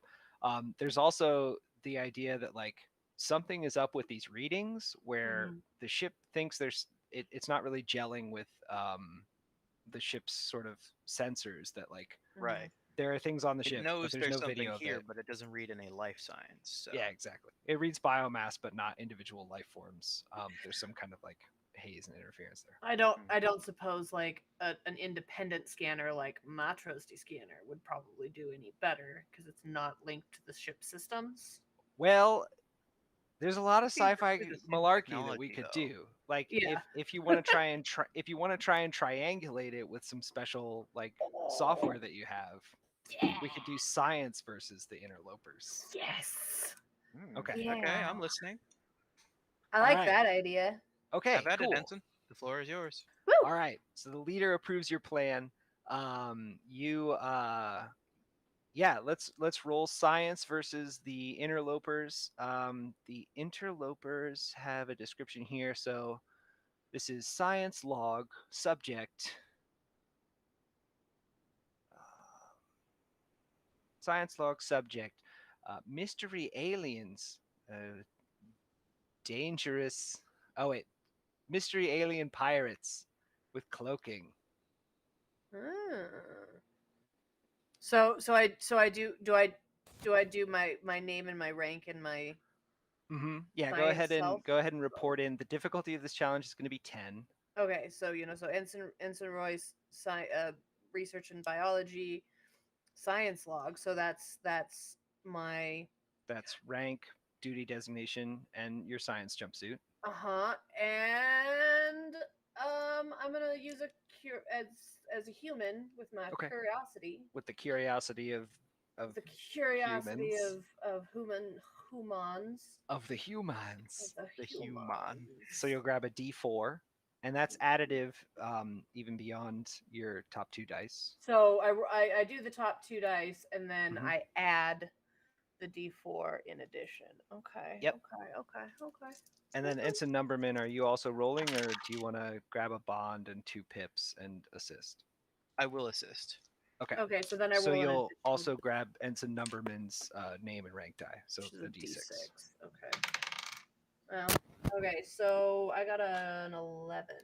Nice, you're successful and you Excellent. are best. So you gain 10 pips. Woo! So I got 2 for the other one I did, right? Yes, for assisting in the Okay, other one So I should have. where everyone suffered and the alert level went up. Yes. Okay.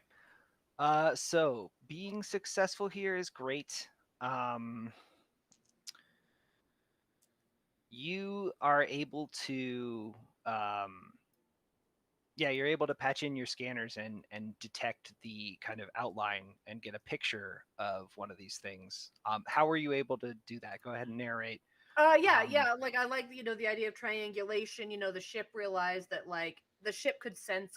I'm guessing could kind of like got movement because of the way the biomass was averaged out, and so like I was able to set up some sensors in some different places and just kind of like, and then using force fields or something, kind of like section off areas where I didn't, until we can kind of pinpoint where it was at. Sci-fi bullshit. It's the same. Okay. thing. Yeah. So you're able to get a readout of the individual creatures and kind of using the systems of the ship, ward them through a series of tractor beams and locking doors into the brig.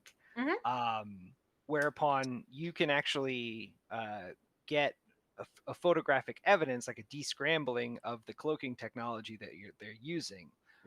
These are these little cat guys. Called you're not sure what their name is, but you could try talking to them using the universal procedural linguistic intelligence. The Babelfish, it's fine. Yeah. So the translator. So they're feline Jawas is what I'm getting. Yeah, that's sort of the vibe. That's a different Star series. But yeah, they kind of give you a look like, "Let us off this ship! What are you doing?" I believe that would be our question to you. This is galactic collective property. This is yeah. kidnapping, is what this is. I What want my space lawyer. Unfortunately, ours is in the middle of a jungle somewhere, which is our next priority. Now I ask you again, as acting commander of this vessel, please state your intentions. Yeah, this is our prime planet. We're the Chobzoi. I believe that you'll find that according to your protocols, as a pre-warp society, we're to be left alone. Shit, he's right. I don't know that applies if you break into our shit and steal our stuff. What? You're the ones who parked here and decided to go on vacation. I can't help it. Legally, Okay. I'm pretty sure you have to let me out. Okay. Never. Legally, we don't. Ethically, maybe. Algorithmically, fuck you. Yeah. I've crunched the numbers and I'm pretty sure I don't agree. I've crunched the numbers and the answer Yeah. is no. All right. So you have these Does bring Chobzoi up- captives. What kind of questions do you have for them? Where's our stuff? Yes, most importantly, what have you done with our consoles? Well, we're we needed them. We Well, wanted your stuff, so we took it, man. so if we are going to follow the, I'm trying to come up with a knockoff prime directive and I'm not getting it. Sure. If we're going to General Order follow one. that, if we're going to follow that, then we can't let you keep our technology. Because then that Well- would make you a warp society, even if by proxy. Well, So- let's see. I believe, yeah, we can trade you back. We can do a hostage exchange. We'll tell you where to find your crew members, and you let us go. What do you think? I mean, preserving life is more important than preserving technology, of course. I I agree. mean, that's what I was thinking. Just quick aside, we weren't going to kill him. Well, no. I No, don't of know course where not. you got this conserving life thing. I meant like He's I not meant gonna die. no. I'm more like the getting our people back is more important than I'm just like than getting our Jesus and said, technology "What back. the fuck?" No, that's not what I meant. Okay, no, I understand. It's more important to recover our crewmen than it is to recover our consoles. However, Right, we can replicate more or whatever. yeah, but okay, I don't love it. I'm gonna get in trouble. We're gonna get in trouble back at home for letting them have our stuff, but it's that or leave our dudes behind, I suppose. But then Okay. we should also probably talk to whatever his So- name is. Yes, I was thinking the younger whatever Yeah, Luxon, the anagram. younger. Yes, that one. yeah. All right. And be like, I can. One question I do take you to have. I can take you to the cenotes where your people are being held. So the I can get you result, that far. that's what you have the issue with. Correct? me? What? I'm speaking to the chop suey. Oh, Honestly, these sci-fi names are impossible to remember. yeah. I mean, sci-fi Jokes and like- fantasy names are can be tough. Anyway, so you weren't consulted when the resort was built, is what I'm hearing. Oh no, not at all. Understood. That is, in fact, a violation of General Order 1, Mm-hmm. and will be taken up with the collective if we can get our ship working. Mm-hmm. So you've kind of put yourself behind the 8 ball here because we can't really help unless we have our ship. Okay. I mean, yeah, I can take you to the caves. Excellent. I guess we're going to the caves. Yes, Okay. mutually beneficial. All right. So you are led down into the caves by these two the two Chobzois, the one who is talking, and then one who's a little scruffier and very taciturn.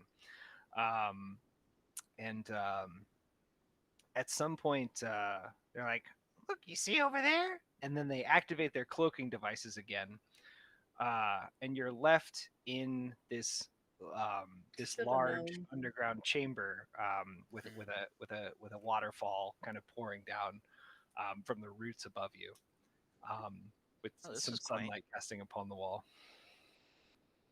I mean, this is pretty and all, but should have seen that coming. Yeah. Suppose we should Uh, have. so you have a couple of options at this point. Mhm.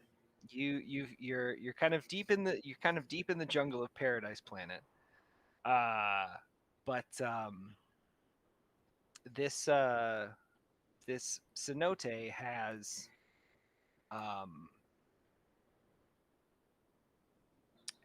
mysterious markings that don't match up with any of the UGC member species linguistic codes. Hmm. Okay. So you can try to explore the caves to find the missing crew, or you could try to decipher the markings on the cave walls for clues. Ooh.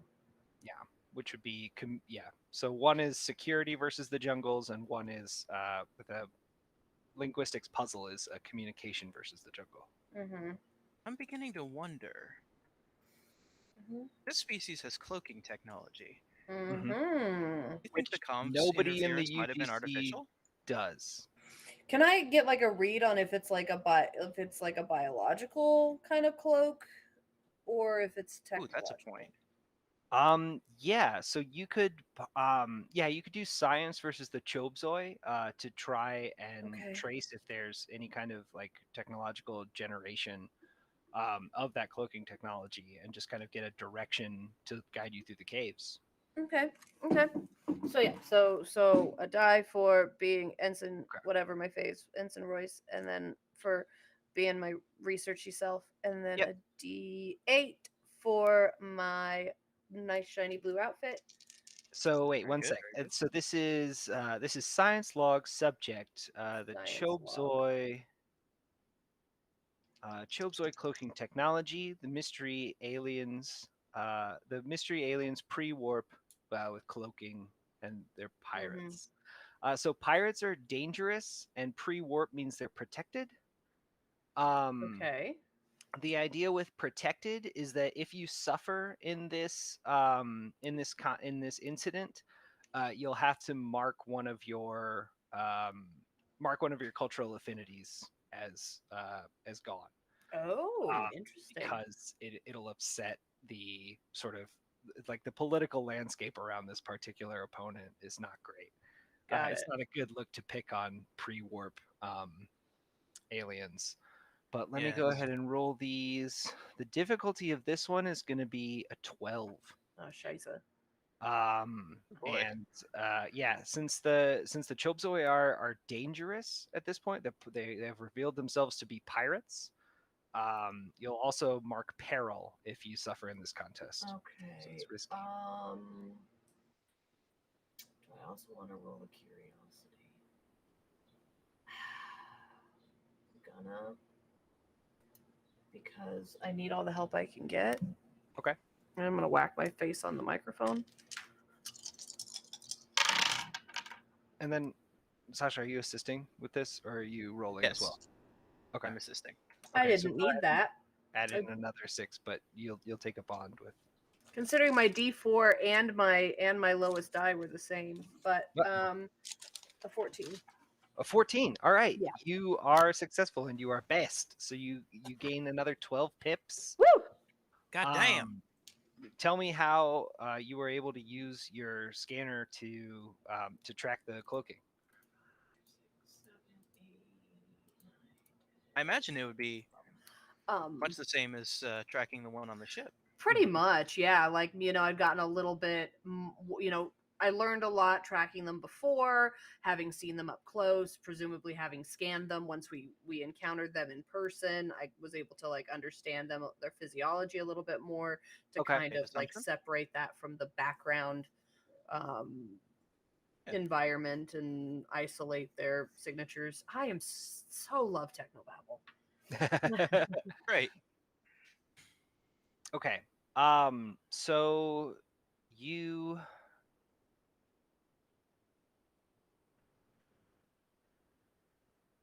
Okay, so you're able to track the signal to a huge underground hangar where massive artificial steel doors have been built into the ceiling, and you Mhm. see this gigantic, like, starship-sized, just hodgepodge of parts.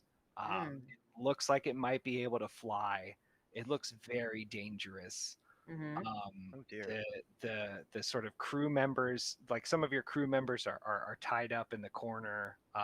You see other UGC member species like helping, kind of at gunpoint to put computers and things together. And you see Aloxon, the younger, is down there talking with one of the Chobzoi. You son of a bitch, Asshole. says um, Numberman. so this will bring us to the sort of final contest, and this is like a series of this is just going to be a series of incidents called the dilemma. And so there's a couple of ways that you can go about this. One is, you can either fight the Chobzoi, Which is Mhm. very tempting right now. right? Or They're not looking so pre-warped to me right now. you can try Yep, to. Yeah, that's a warp-capable vessel yeah, right there. they're a peri-warp. um, or you can try to convince Aloxon to move the resort and leave this place. Either one of which will wind up being. We'll kind of see how it goes. But Mhm. the dilemma here is just making that choice. Yes. Well, the resort will have to be moved anyway. There's a pre-warp species here. It has to be moved. That's Mhm. not in question. Mhm. Whether or not Alexon will agree to it seems pretty close to Trivial. nil. Right. It's Yeah. still pretty mysterious why Aloxon would be helping out with this. Probably hush money, really. Probably. They don't. Well, they don't cause a lot of trouble for the resort itself, but they can. But its visitors are fair game. Mhm. I'm beginning to wonder if our crew ever even made it into the resort. Mhm. Oh, you see some of your crew in here. Yeah. Yeah, Oh, right. Yeah. Like, did they ever even get a Mai Tai or anything? I don't Yeah. know. exactly. Hard to say. I see. All right. So, I. There is, Well, I want to go try to talk to it. unfortunately, Oh, go ahead. only two of us. Yeah. Right. As much as I would love to absolutely wreck shop. Mm-hmm.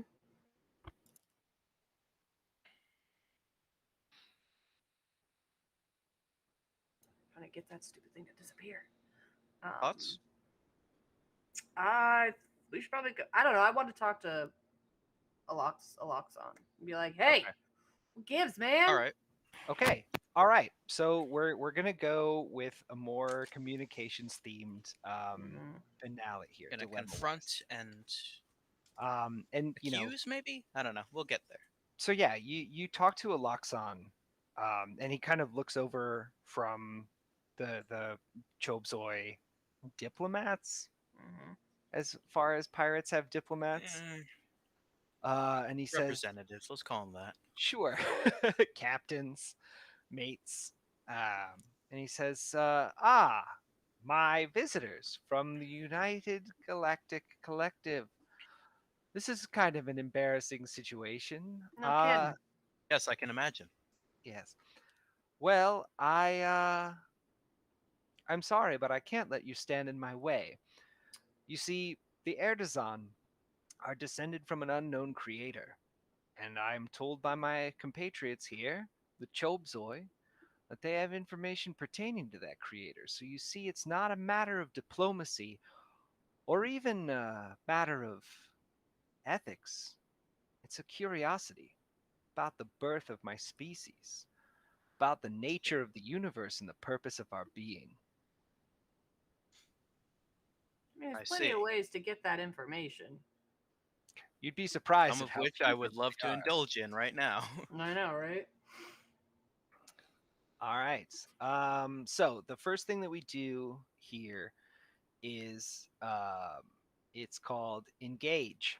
So this is a Star Wars version or Star Trek version of the seize phase of the finale. You kind of maneuver against the opponent to win an advantage that can be used for one of the later roles in this. Okay. The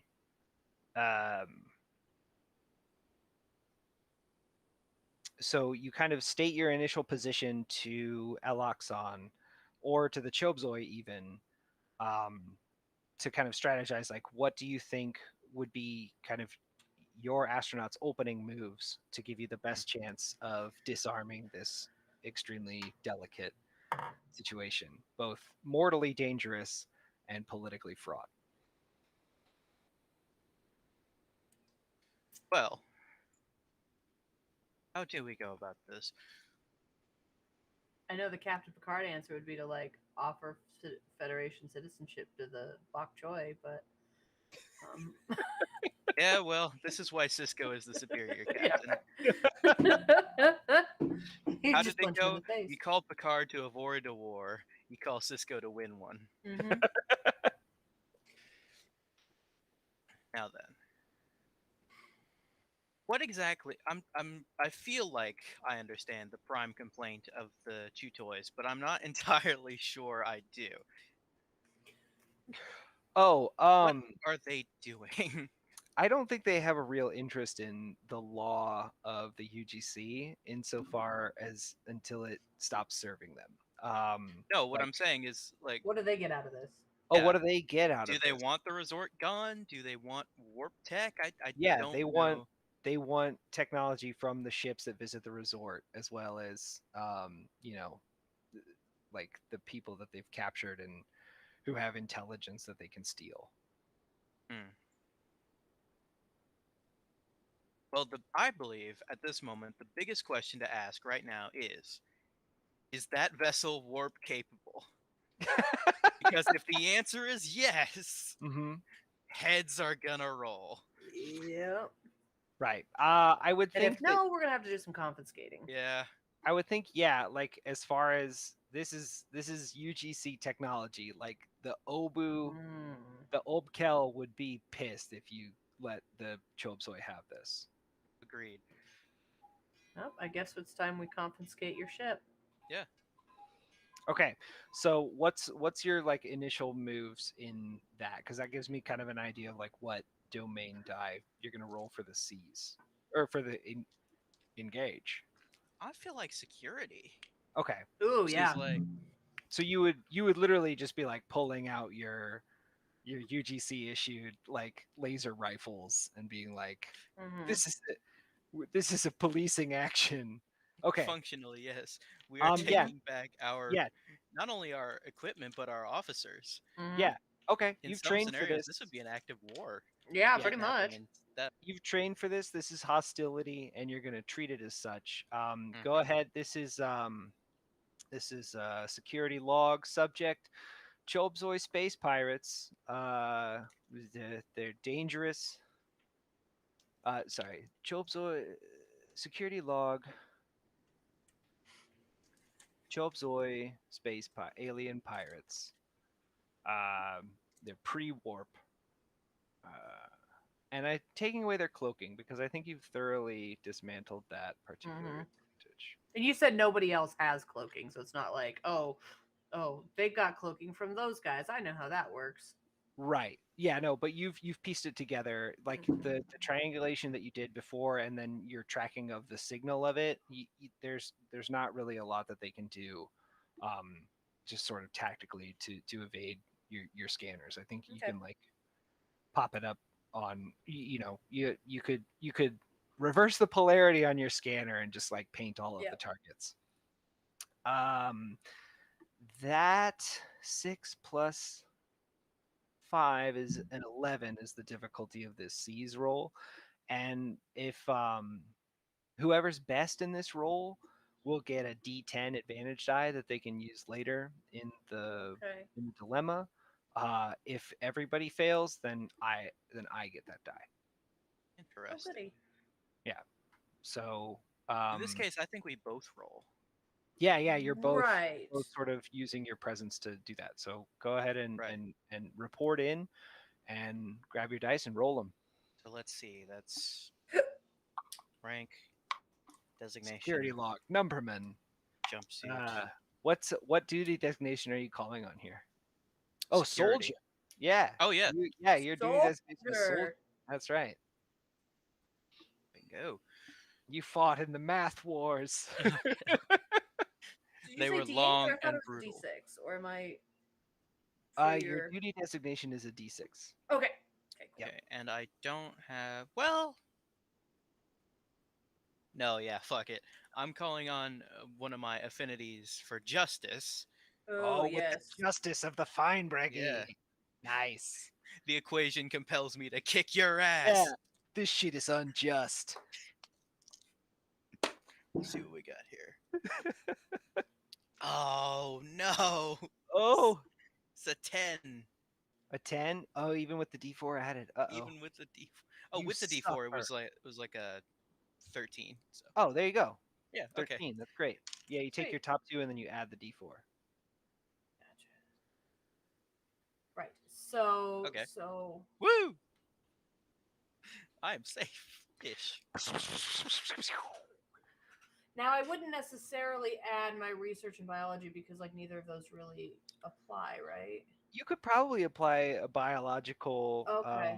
whatever, just like Pressure in your points. narration Yeah. you'll Oh, there talk we go. about how Yeah. you Oh, pressure. Yeah. scanned the anatomy of the chop Sure. soy and you know exactly where to aim. Yeah. Yeah. I know right where to aim. And then so. Right in their kitty my- cat faces. This is for charity. Save cats. Yep. And then we're doing security, right? Mhm. Mhm. Okay. Okay.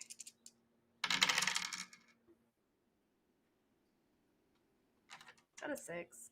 A 6. Yeah. So all together, your top 2 dice added up to 6. Okay. So you suffer. Since these are dangerous alien pirates, you'll mark 1 peril, and since they're pre-warp, which is a protected class, you'll also spend a cultural affinity. You can also spend bonds with the crew to have them block that harm for you using the red shirt rule. Nope, I think it makes sense for me to lose my altruism. Okay. Yeah. So the what is that? Is that the Hashari? Hashari, Yeah, yeah. would be disappointed that you decided to start blasting. In our defense, and I will defend this in Oh yeah. whatever. When the court martial happens. Yeah. No, I'm They not. are in Look, possession of a warp-capable vessel. I'm the ship's computer. I'm not the Hashari. I think they're being jerks about this, but that doesn't mean that they'll put up with you being like hashtag altruism on your on your security logs. Yeah, right. Oh yeah, I can't imagine that either. All right. So yeah, you suffer, and so you'll describe that, and then Sasha, you were best. So how did you control the situation? So we'll start with Squeaky. What happened? Yeah, I was like, yeah, I totally scanned these guys. I know what I'm doing, but I also don't really know what I'm doing with weapons and shit. So Mhm. You I know did it- where to aim, but I did not it- how. I did it bad. Yes. All right, and then so for that, okay, cool. And then Numberman, you are best. How did you control the situation? I fought in the Battle of Logarithms. I know how to. I know how to aim a laser rifle. Yeah. You look inside and you realize that you're back there on planet Feinberg after all these years. Your service, you find it to be just the same. So you take have a D10 that you can use later on one The of these targets may volume be smaller. The result is not. rolls. Okay, so then we move on to there is a threat phase, and so the threat here is So just mechanically, this is the baseball diamond at the bottom of the page. yes, Okay. yeah. So this middle phase is there's a threat, and you can either choose to seize or defend, um, and that's an individual choice. The threat is that the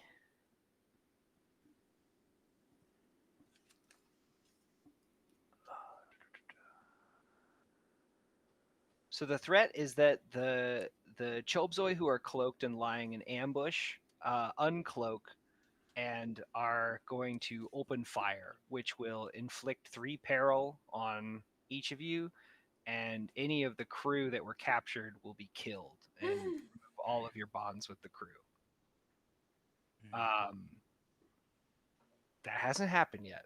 Okay. So in this phase, you can choose one to seize control of the finale, which is to set the jumpsuit and the stakes of the finale, or the jumpsuit and the stakes of the finale. Otherwise, I do, and then you can also defend, which is to if at least one person is successful, you can defend against either taking the peril yourself or the crew being executed. And for each person successful, you can choose one of those to prevent. All right. So now you choose, do you seize or defend? I feel like defend is a priority, but question. You said that we can do either. We can each do either. Yeah, Correct? yeah. If one of you Okay. seizes and one of you defends, that's allowed. Okay. But then you'll But then only be there's the able to chance prevent that being only one of shot, us you're is up. being blasted yourself, like suffering peril yourself, or the crew being decimated. I'll soak the peril if Okay. you want to go ahead and seize. Okay. Yeah, I'll try that. All right. Okay. So we seize and defend. So this is security log subject, mystery alien pirates. And then, since this is all happening in front of Aloxon, I'll give both of you, like, Aloxon is realizing, I think, that these aren't the sort of peaceful, knowledgeable creatures that he thought could give him clues about where he came from. So if at some point you want to use a bond with Aloxon of a D8, you can do that now or in the next roll. Okay.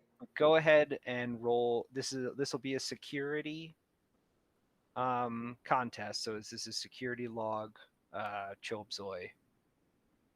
And remember, you can mark peril to roll one of your other jumpsuits, etc. But I'm rolling the dice, and the difficulty of this one is 13. Okay. Right. So, and then at what point can I use my bond with my home world? Oh, sorry. We're doing C's first. I apologize. I know, but at what point can I do Yeah, that? that's her. When you bond, it's you'll add it to your dice pool. Can I do that now? Yeah. Okay. But you're seizing, right?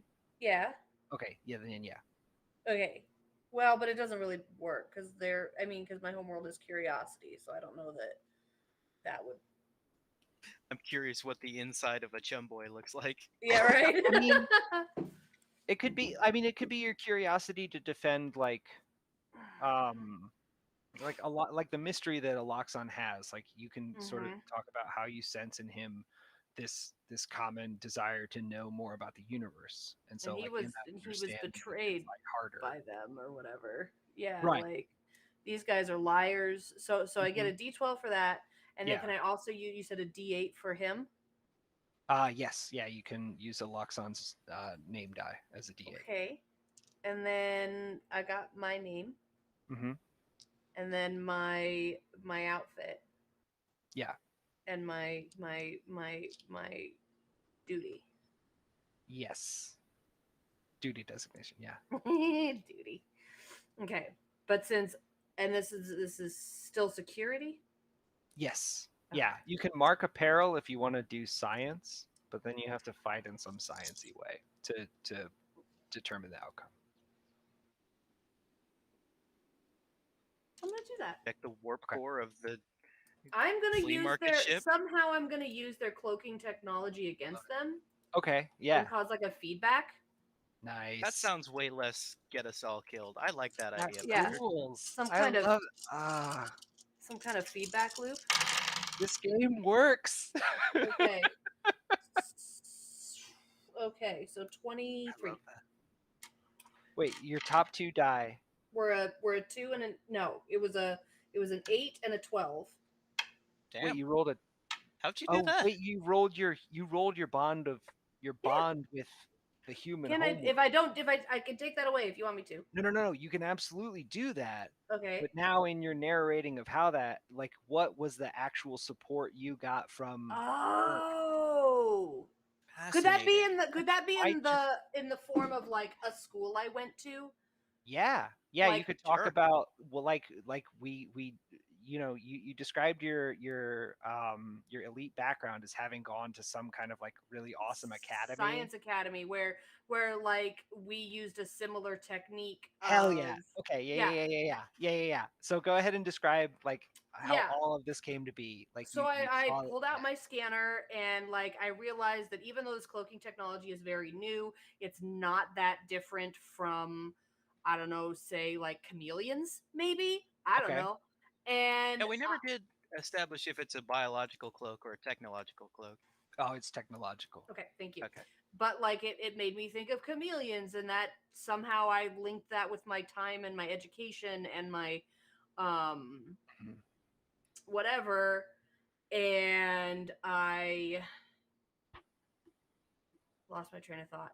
And I used that to create some kind of like feedback pulse through their chameleon circuit thing, and it shorted them out. They're knocked them all unconscious. Okay. Yeah. So the guanine crystal lattice that they all wear went into this sort of anti-resonant feedback mode Mhm. and shocked all of the Erdazan pirates, which left them open to you kind of seizing the outcome of the finale, which we will get to in a second. Before we I'm find out, imagining that you've done like that thing with the crystal glass to the cloaking tech. Mhm. You get it to vibrate enough. Oh, like a ding, ding, ding. yeah. You know, like Yeah. the Yeah, Yeah. you sent out a pulse frequency that basically, Dan. Yeah, we pretty much reversed the polarity. shredded their cloaking at a molecular level.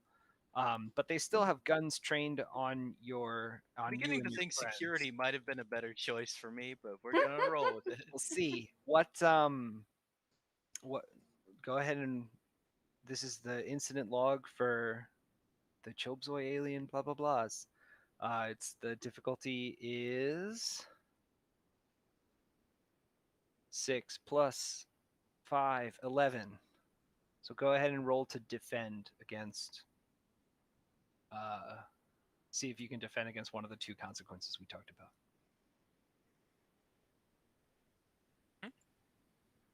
Oh, we're on to me now. Okay. Yeah. Rightio. So I need my. Let's see if I've got this right. It's a name die, rank die,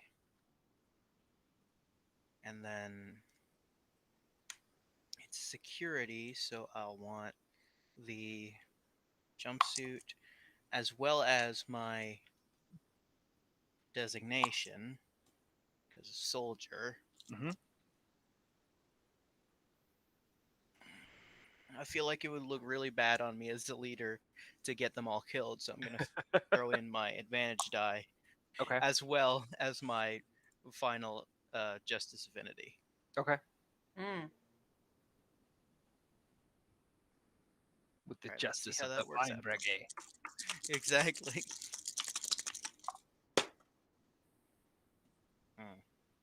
Okay. So 8. Well, 13. Oh, thank goodness. Okay, so do you want to prevent the crew from being executed? But Yeah, you're I'll soak the still- peril. I'm fine with that. So everybody takes 3 peril, including Squeaky. Yeah. So like you're just assailed by this flash of laser fire and everything. You can kind of barely get to cover, and like, as you roll, you might have torn your jumpsuit. You're looking like a little bit rough. You have like movie makeup. Like like somehow you got cut on the forehead, maybe even. In a very cool looking but totally not harming you way. But you're at either 4 or 5 peril. And you don't enter distress and suffer kind of permanent harm until 5 peril. Okay, which well, is I'm at in- 5 peril, so. Oh, you are? Oh, no. Yeah. So Oh you're yeah, in, because you're you in, used your. Okay. Oh, I yeah. used a peril to get a. That's The right. Die for the science. So Okay. you would be in distress. Okay. And what that means is that any further peril you suffer will go to your service track, which will get you additional requisitions, which like helps you level up. But also, if that's full, then you're done. Like your Okay. character is out of the campaign, and we find out like where they get their UGC thing. There's like a mercy rule for like this person went through a lot of danger in our like tryouts, so we're just gonna give them a posting and whatever. Oh, It's I see. I see. honorable discharge thing Posting for at service, therapy. right? That's where we're Yeah. gonna get them. Yeah, right. Exactly. But yeah, so you're in distress. Okay. Which, I mean, yeah, like I probably, when I was doing the feedback Fair. thing, it probably zapped me. You know? Right, Maybe okay, I got a yeah. zap too. That's great. Yeah, exactly. Like the sort of like samples that you might have taken from Chobzoid technology or something. Like one of them lights on fire in your pocket, Mhm. and you wind up toasting yourself a bit. But the desperation of the situation is palpable. With that in mind, what are the stakes of the finale? Like what if the astronauts are successful? What's the ending? We And get what our is and you also choose the domain of this. And Squeaky, this is your choice because you Oh. won the Oh. seeds roll. I mean, like, if we get all the things we get Yeah. all of our technology and our people back. We get our people, load them into the weird new ship. Well, let's not load them into the weird new No, ship. let's not load them into the new because ship. as we know, cobbling Right. together weird ships does not end well. Yeah. So I've seen the often pack not. leads. I'm not getting onto that. yeah, no. But we're gonna like confiscate that ship, put Okay. ours back together, take Yeah. all the officers, and And then get a fucking fleet down here to sort this out. yeah. And I think that your ship is like has suffered like very minor damage. Like Yeah, because like we it's just yeah, a gotta matter put of like it back together. Put some an consoles in. hour of pirates like looting the ship or so, like tops. And I mean, has we've got a happened. whole ship's worth of spare parts here. Let's put some new fenders on. Yeah, right. Right. Yeah. Well, that we'll get to that. The Get to new fenders. yeah, we'll get to fenders. So, and then what is the domain of this? Like, are you going to try to talk it out with the Chobzoi? Are you going to use science to end this? What's the jumpsuit that we'll all be rolling? I mean, will they even listen if we try to do communication at this point? Yeah. Yes, you have you succeed, seized yes. control of this. Okay. Like okay. they're roasted by your technology to such a degree Gotcha. that they're willing to end this however you want to do this. And if I- that's just like you blasting them all, that's one thing. But if you like hold up your guns and go whoa whoa whoa whoa whoa, I mean, I vote the Captain Picard diplomacy route. okay, Being Boo. like, hey, I know. See, you can disagree. You can disagree. you didn't win the seas roll. You can't disagree Oh, unless you Yeah. okay. You won the Um, C's roll, so I gotta go along with it. But yeah, like the like, hey, there's plenty of knowledge and stuff to be shared in our galactic collective. Okay, Like, hey, maybe we don't have to be. give us be a call when enemies. you hit warp. Yeah, right. okay, Pretty much, yeah. Like once you guys like figure this out on your own, Mhm. we're out there in the stars and we're waiting for you. Because we Okay. can't. We're not going to provide you this ability. But once you've Right. figured it out yourself, we're out there waiting for you. Okay. So it's communications versus the Chobzoi. Mm-hmm. So this is communications log subject Chobzoi, mystery aliens, pirates. Mm-hmm. And I don't have cloaking, and I'm just gonna skip protected because I don't think that their protected status is like precludes you from Mhm. diplomatically doing the situation. I don't think it applies. Right. Also, like I keep saying, that's a warp capable vessel. Yep. They've got one. 6 plus 5 is 11 is the difficulty of this finale roll. Okay. So So report in and let's do this. yeah. So okay, we've got my name. We've got my research person brain. We Mhm. got my trying to be. I should have been communications half the time, man.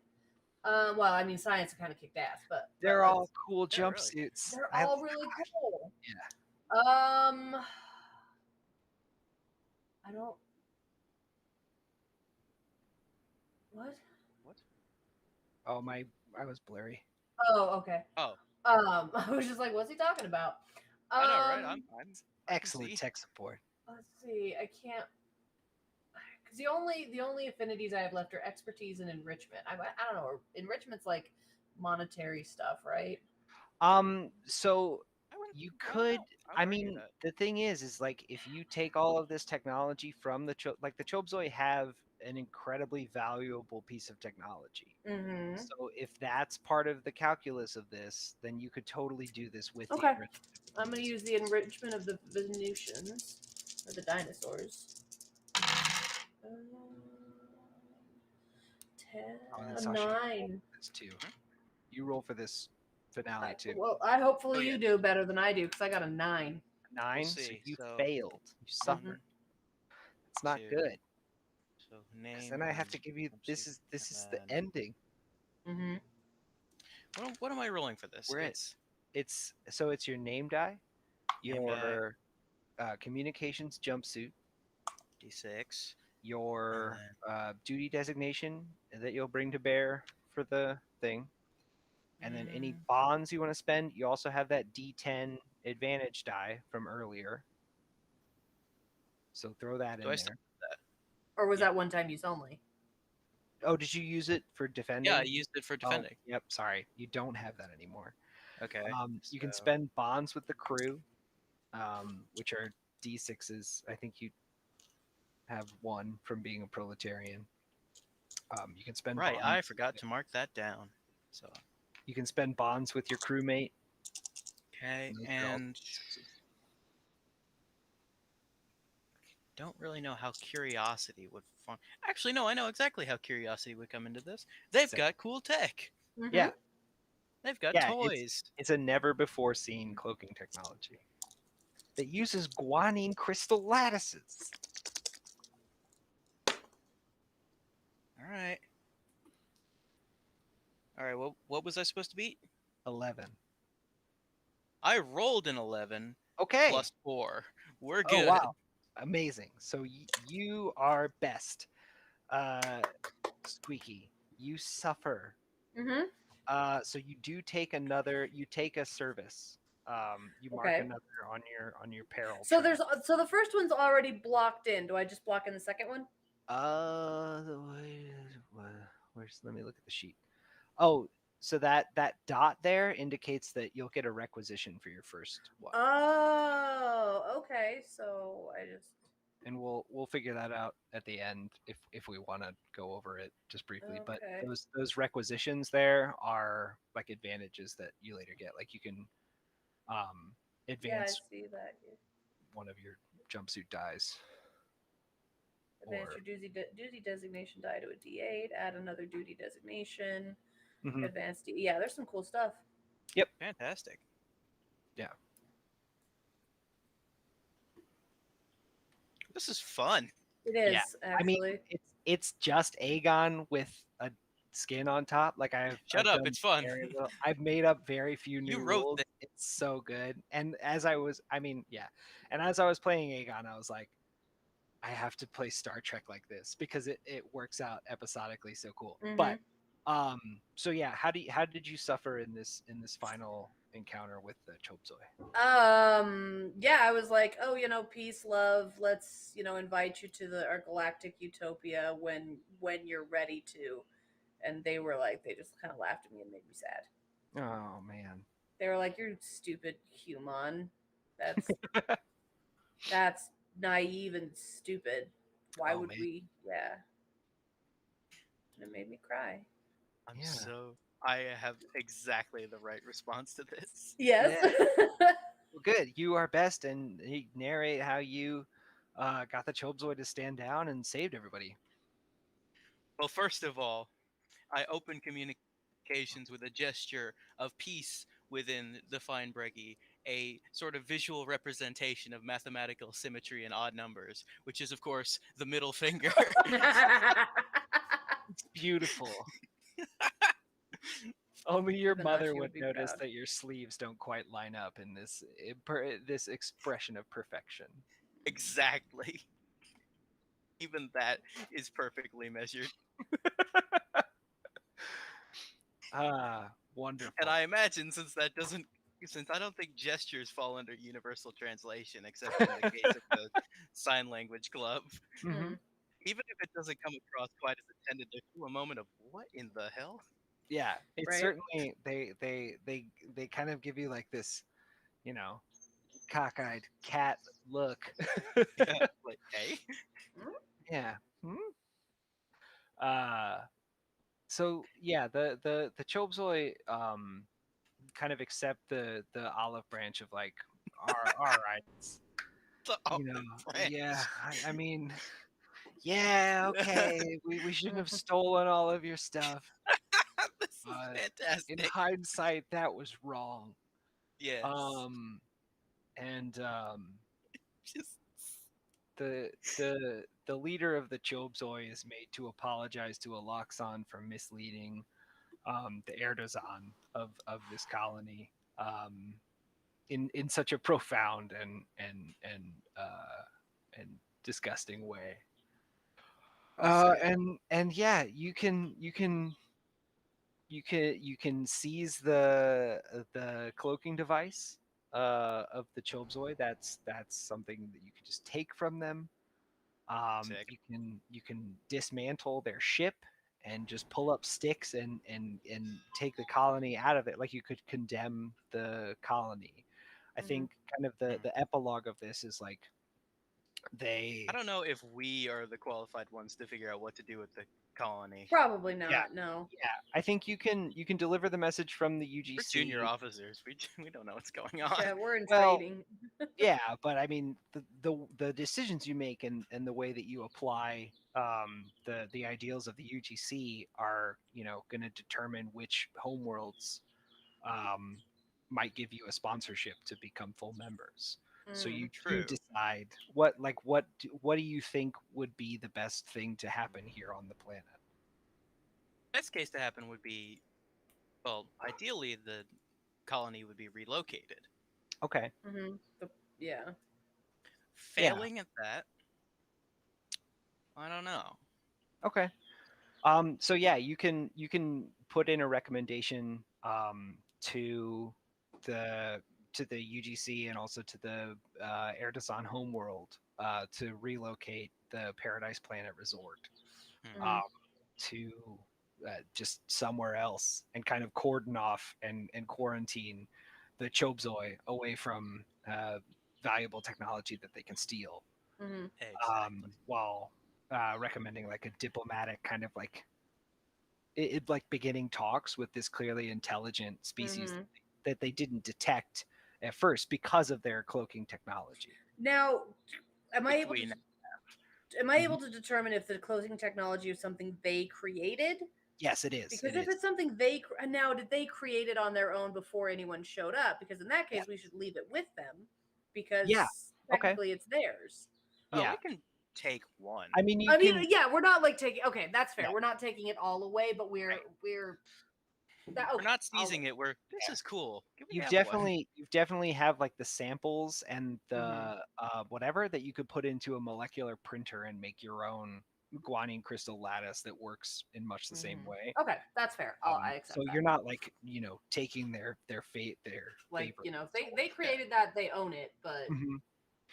the spaceship they were building out of our shit. Right. Nah. Which, frankly, it was probably an active service to dismantle that thing. Yeah, Yeah, true. It's probably much safer to have you dismantle it than to that ask. thing would have made it out into space and exploded. So You are All right. generous to assume it even made it off world. that's true. It would probably burn up in exit. Yeah. Yeah. All right. So that is the fate of Paradise Planet.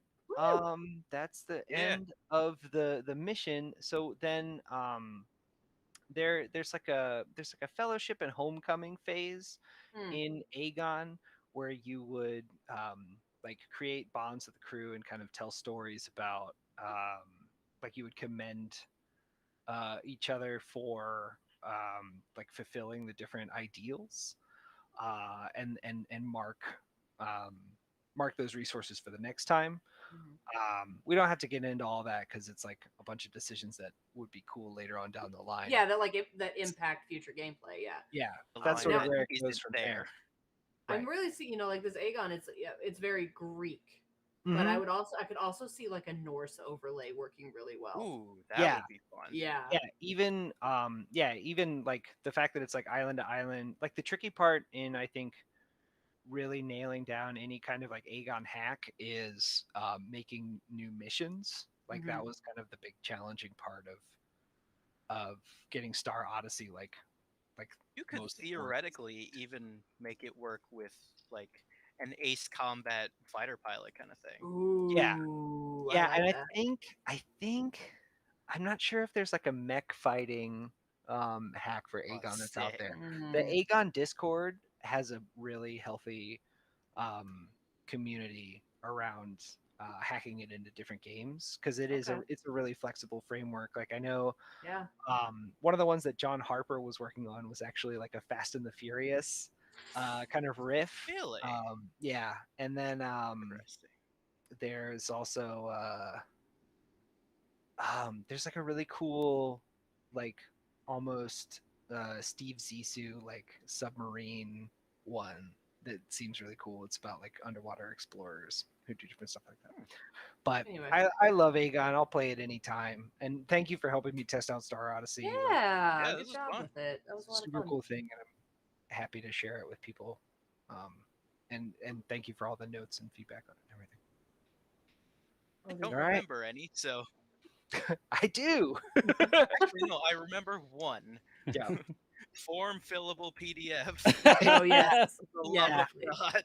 I would Yeah, say need to- that's my recommendation to literally anyone who makes a game that has character sheets. Mhm. Yeah, I Definitely. just put this in Paint Shop and I just colored over it. Yeah, I need to finalize the sheet too. It's something that I don't know how to do very good at. Because like Oh if yeah, you'll no. if you'll Character notice like sheets are such a challenge, especially Yeah. if you have a lot of things to keep track of. mhm. I'm Yeah, working and on, well, this- I'm working on a couple of different things, but the ones for Event Horizons, which is Mhm. my big project, is so difficult because functionally, I don't know how to say this without giving too much away, but basically everything has its own mini character sheet. Oh boy. Oh no. Yeah. So you can see how your Sheets on sheets on inventory might sheets. become a novel. Yeah. Oh boy. Yeah. Yeah. So the trick to the like I was gonna do a form fillable PDF eventually, but right Mhm. now it's still in kind of like half Aegon, Yeah. half Star Odyssey. Like the big hoplon where you're supposed to draw your character on in Aegon is still there, and I'm like, I don't know what to put there. Mhm. So I gotta figure it out. But yeah. Dan, I think we're all set. Well, Well, why don't you go ahead and I don't think we really got opening introductions, so we why did don't you not go do ahead an and introduction. Oh yeah, no, we say just who kinda you are and dive your into the bullshit. things. Yeah. And with it. Awesome. Start with Squeaks. Yeah, I'm Righty-ho. Squeaky, Kimberly, whatever. I am an OD&D person, and I play games with the people in OD&D, like Dan. I play games with Dan on Twitch. And I sometimes pay attention to tabletop games that I'm in. I sometimes pay attention. Facts. Yes. All right. As for me, I am Sasha Hall. I am currently pretty small as far as presence, but when I finish either of my projects, either Event Horizons or most likely, much sooner, Wrestle Dungeons, I'm sure you will see those pretty soon. Especially if I can get some people from here to help test that, because I think that would be really fun. You've got a whole Discord you can reach out to. Yeah. Right. It's going to be great. True story.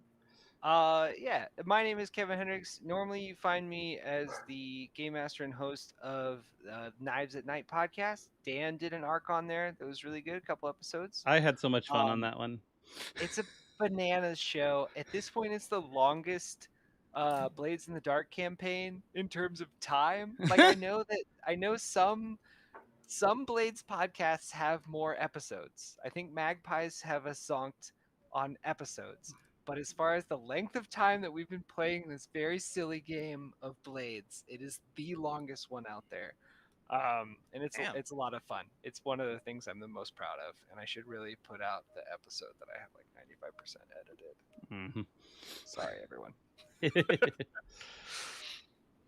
All right. Well, stay tuned, everyone. The last game of the Meowrathon is coming up. Dun dun dun! The grand finale. The grand finale.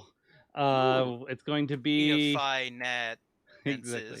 How are we on the cash goal? We are at 801. So I'd be happy if we can reach 1,000. I would love That'd to be reach great. 1,000. But yeah, the D&D game, we're gonna have special guest Riley Silverman. Riley's awesome. Yeah, she's everywhere. She's written some Star Wars books and such. Very cool. Sick. So yeah, come join for that. Donate. Your donations get you in the raffles, save kittens, but also let you directly influence the game. So if when they have fights, if you want to add some enemies, you can do that for a couple bucks. So yeah, we'll see you there. That'll be at 8 o'clock Mountain Time, so in about an hour and 15 minutes. Woo! Love cats. Thank you, everyone. Fantastic.